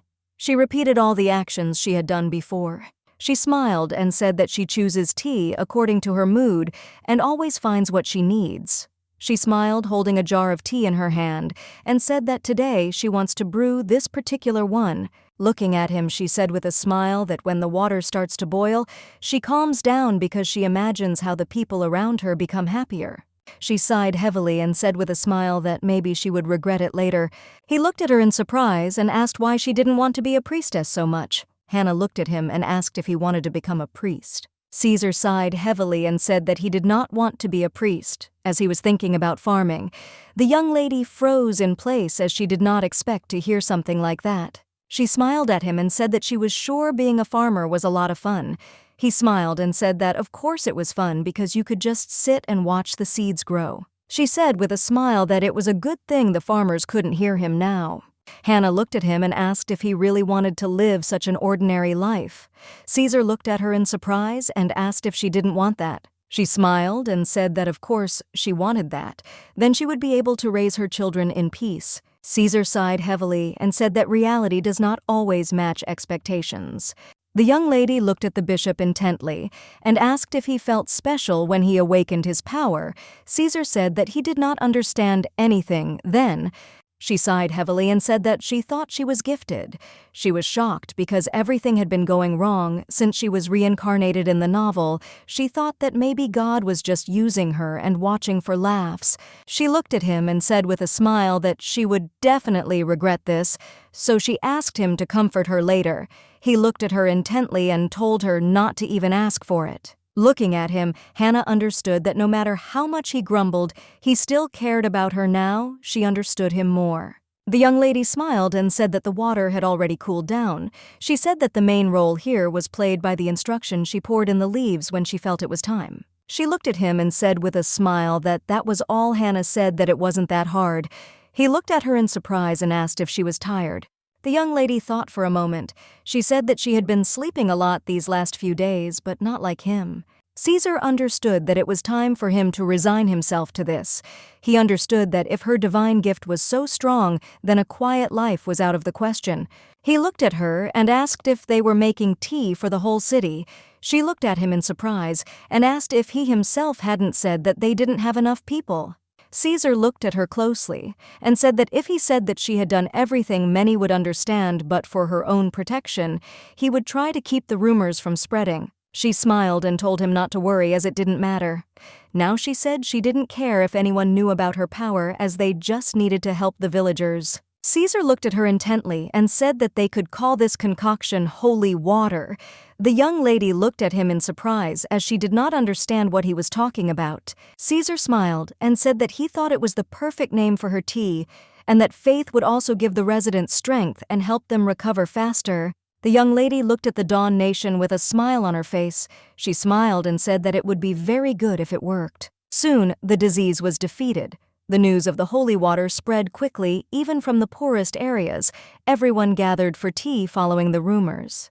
Later, people began to say that this village was blessed by God.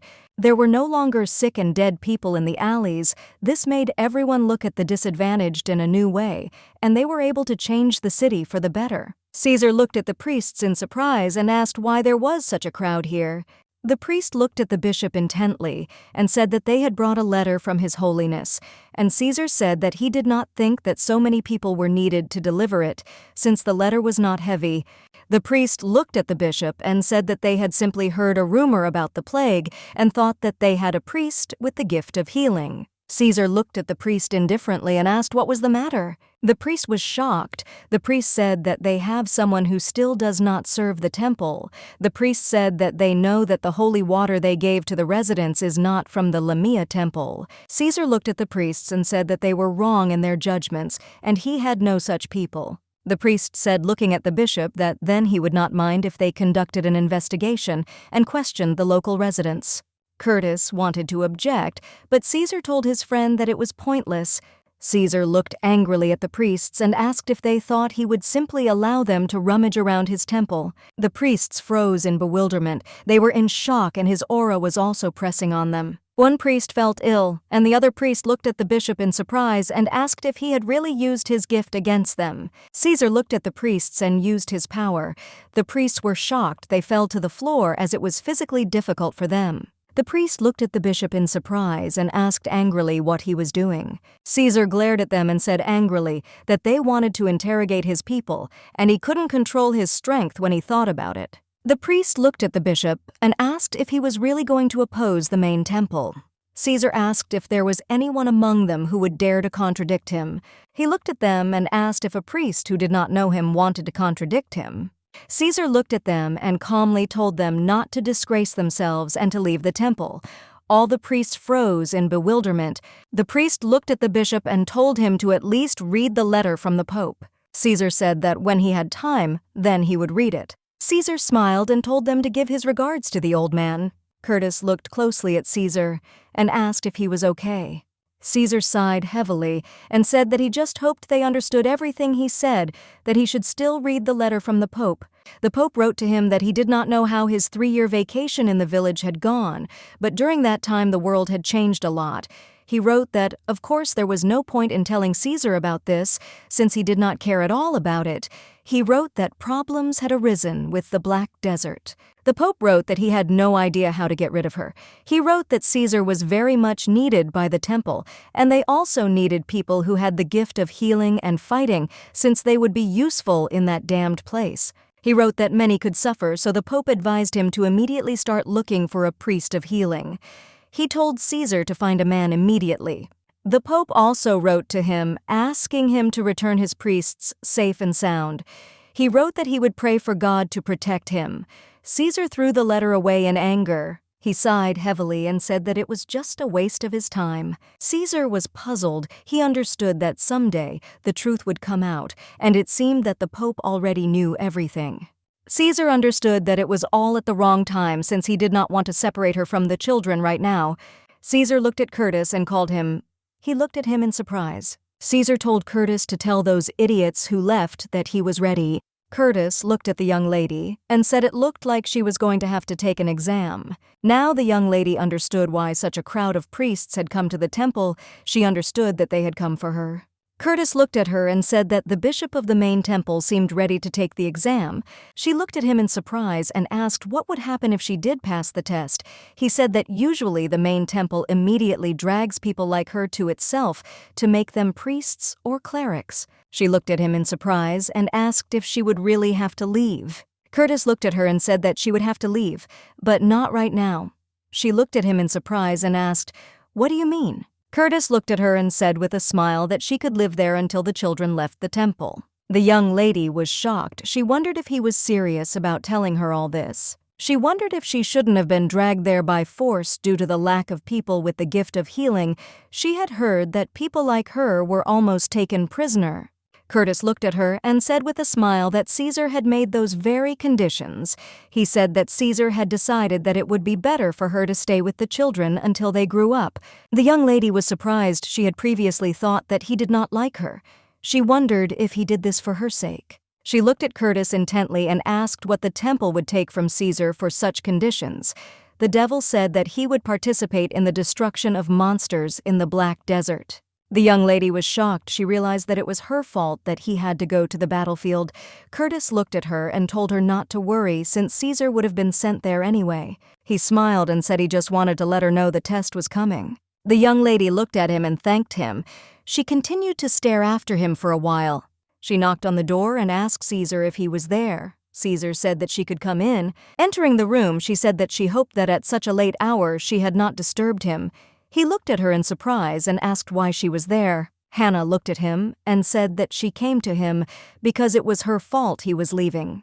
Caesar said that it was not so. He looked at her and with a smile asked if she seriously thought that it was only because of her that he was going into the desert. The young lady looked puzzled and said, "Of course not." Of course she knew he was a great priest who was going to save the empire. He looked at her and told her not to serenade him, as there were a lot of his admirers besides her. The young lady was shocked she came to him just to talk, and he again put her in an awkward position because she still felt obligated to him. Caesar said he would have gone there anyway, but now they both won. She looked at him and thanked him with a smile for everything he did for the children. Caesar looked at her intently, but said nothing. She knew that he always took care of them and also kept a close eye on their finances. She looked at him and asked when he was leaving. Caesar said that first he needed to go to the main temple to consult about a suitable day for the trip. She sighed heavily and said that she hoped that it would not happen soon. She understood that she had done little for him. She knew that lately he had not eaten anything at all and looked very tired. Caesar looked at her and, sighing heavily, told her to communicate with him as usual.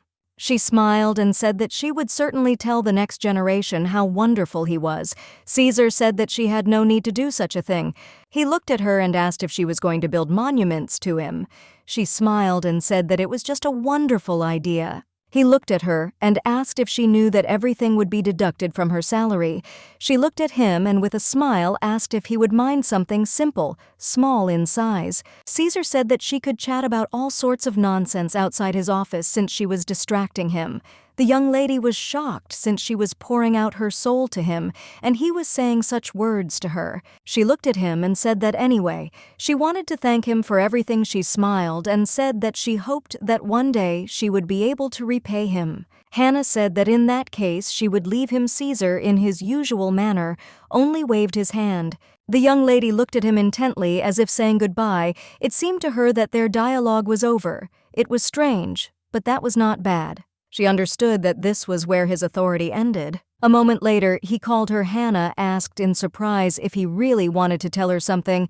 Caesar said that he just thought and decided that he should correct her. A moment later, Caesar said that he didn't do it for the children. Hannah looked at him in surprise as she didn't understand what he was talking about. He sighed heavily and said that he did everything not for them and the villagers. She looked at him in bewilderment and asked what he was talking about now. Caesar looked sideways at the young lady and said that he did everything for her sake. Hannah was shocked. She looked at him puzzled and asked if he really did everything for her. She couldn't understand what he was talking about, and his words seemed incredible to her. She was confused because he had asked her earlier if she seriously thought that he was going into the desert just because of her. Caesar looked at her intently and said that he just didn't want her to forget about him. He said he would be glad if she remembered him all the time. After these words, he told her to leave quickly. She looked at him in surprise, wondering if he was in a bad mood again. Masha looked at Coco with a smile and asked if they were really going to sleep together tonight. He looked at his pet in surprise and asked how his black plumage could be so shiny. He knew that the teacher had told him earlier that they couldn't sleep together, but he still thought that for one night they could make an exception. He looked at him and said with a smile that they would live happily ever after with him. He hugged his pet tenderly as he was happy to be near him. The next day, Hannah entered Masha's room. Hannah was shocked because she saw that Masha was sleeping with Coco, and the boy had an unhealthy look on his face. Hannah ran closer to the boy and asked in shock what had happened to him. She asked if he was really ill. A moment later, she turned her gaze to Coco. She looked at the bird in surprise and asked if it was really him. Hannah was in shock and did not understand what had happened. Jeremy walked into the room and looked at the bird in surprise. He looked at his teacher in shock and asked if it was really Coco. Hannah was no less shocked and said that it was. Hannah sighed heavily and said that she needed to check on Masha's well-being. She looked at Jeremy and asked if he could call her bishop to them.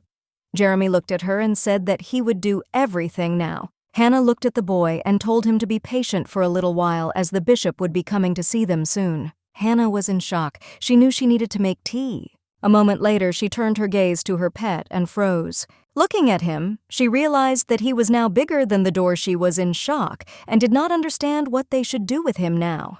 Ian came closer to her and asked what was going on. Hannah looked at her pet with confusion and said that, to be honest, she herself did not understand since yesterday everything was fine. Hannah looked at the pet with confusion, wondering how they would get him outside. Jan sighed heavily and said that the bishop would help them, but a moment later they heard a crash and looked at the bird with bewilderment and shock. Hannah looked at the hole in the door in surprise and asked Ian if he had done it. Ian said that he hadn't even moved from his spot. Hannah looked at Coco and asked if he really did it. Coco in turn cooed happily and playfully. The young lady was shocked. Hannah didn't understand how he managed to do something like that. Hannah looked at him and asked if he thought he would even fit in the chicken coop. A moment later, their bird walked outside. Ian looked at the bird with confusion. A moment later, he called his mentor, Hannah, looked at the bird with surprise, and asked Ian if he thought Coco now understood what she told him. Ian sighed heavily and said that he seemed to understand everything. The young lady turned her gaze to the boy who was tossing and turning in bed. The woman looked at the boy closely and said that she thought such a reaction was caused by an excess of mana. Such a large amount of power was detrimental to the child's body. Hannah looked at the woman in surprise and asked if there was any cure for it. The woman said that he could teach the boy a spell. She thought about it and said that mana fever doesn't just happen. The woman looked at the young lady and asked if she had any thoughts on the matter. Hannah sighed heavily. A moment later, she said that it was a bit strange, but they had a bird-like creature living with them for several years, but it was hard to tell for sure. Caesar looked at her and said that she could look at this miracle since it was outside the window. Hannah looked closely at their pet and puzzled said that he had grown twice as big overnight. The woman looked at the bird in surprise. She was shocked by what she saw. A moment later, she said that she absolutely had to come closer and take a look. Ian looked at the teacher and said that he would be in the room with his friend. Hannah looked at him in surprise and said that this was very good for them. The woman looked at the bird in surprise and puzzled, said that she had never seen anything like it. She looked at Hannah in surprise and asked where they found this creature. Hannah thought for a moment and said that it just hatched from an egg. The woman looked at the young lady in surprise and asked if someone had helped. Hannah said that it was all thanks to Masha. The woman came closer to the bird because she wanted to touch him. She looked at him intently and said that she did not think she would live to meet him. The woman looked at the bird in surprise as he used magic and cooed to it. Her magic ricocheted off and did not reach the bird. The woman looked at him intently and said that she was now absolutely sure that this was an ancient demon. She looked at them and said that this was a demon that was completely different from his kind. Hannah looked at her puzzled and asked if this demon was dangerous. The woman said that the power of the ancient demons was incredibly great and it would be enough to easily destroy the entire building when he grew up. The young lady was taken aback by the woman's words. She was in shock and did not know what to do now. The woman said with a smile that, however, now he considers her child to be his parents and master. She said that they say that ancient demons are the progenitors of ordinary ones, and in order to beat even one of them, you need a huge amount of mana. She looked at the young lady and asked with a smile if her child was really human. Hannah looked at the woman in surprise and asked if her child had done something truly amazing. The woman said that it was simply not surprising, but amazing since this child was the owner of an ancient demon. Hannah looked at the woman in surprise and said that she understood everything and also asked if her child would recover. The woman said that if they temporarily separated her from this hero, the child would recover. The woman said that apparently an ancient demon was trying to take her life force. Hannah froze in bewilderment. She was shocked by everything she heard. The woman looked at the young lady and asked if she had never taught her magic. Hannah looked at her in surprise as if she did not understand what she was talking about. She looked at Hannah and asked if she wanted to send her child to the magic tower. She said that if the child was taught how to handle magic correctly, then such incidents should not happen again. The woman said that it would be a great opportunity for them to study the ancient beast. She said that it would be good for everyone. Caesar looked intently at the woman. Hannah, in turn, froze in bewilderment. She did not know what to answer her. A moment later, she said that her child should decide everything himself because if the child does not want to, then she is not going to force him. The woman said that when the child gets better, she should definitely tell him about the possibility of getting into the tower. The young lady sighed heavily but still agreed with the woman. Hannah looked at Jeremy and asked if he was going to go to Night Academy. Jeremy said that of course he was going to do it. Jeremy smiled and said that Moses even said that he wrote him a recommendation, so he will go there to become the strongest. Hannah smiled and said that he will become a great knight. She smiled and told him not to forget about his beautiful mentor. A moment later, she saw that he was laughing, and very hard. The young lady looked at him in surprise as she did not understand why he was laughing, because she was speaking seriously. Hannah looked at Ian and asked what he would like to do. Jan in turn said that he didn't know, and she looked at him in surprise. A moment later, she smiled and told him to think about it since he was a very smart boy and probably already had some plans for the future. He looked at her intently and said that he had no plans.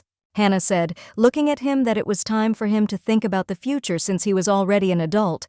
She smiled and said that the main thing was that he was happy. He looked at her intently and agreed. Hannah was a little surprised as it was as if she was talking to a wall. She knew that he had not shown any enthusiasm last time either. The young lady looked at him and said with a smile that he still had time to think about it. Of course, she would be lying if she said she wasn't worried about him. After all, their 15th birthday was just around the corner. A few days later, Masha woke up and called his mentor. He looked at her in surprise and asked what she was doing here. Hannah jumped up and asked the boy if he knew how many days he had been unconscious. He looked at her in surprise as he didn't know what to answer. Hannah sighed heavily and said that she didn't even know where to start the story. A moment later, she told him to just look out the window. The young man froze in bewilderment. He was in shock and did not understand what he was seeing in front of him. He looked at his mentor in surprise and asked what it was.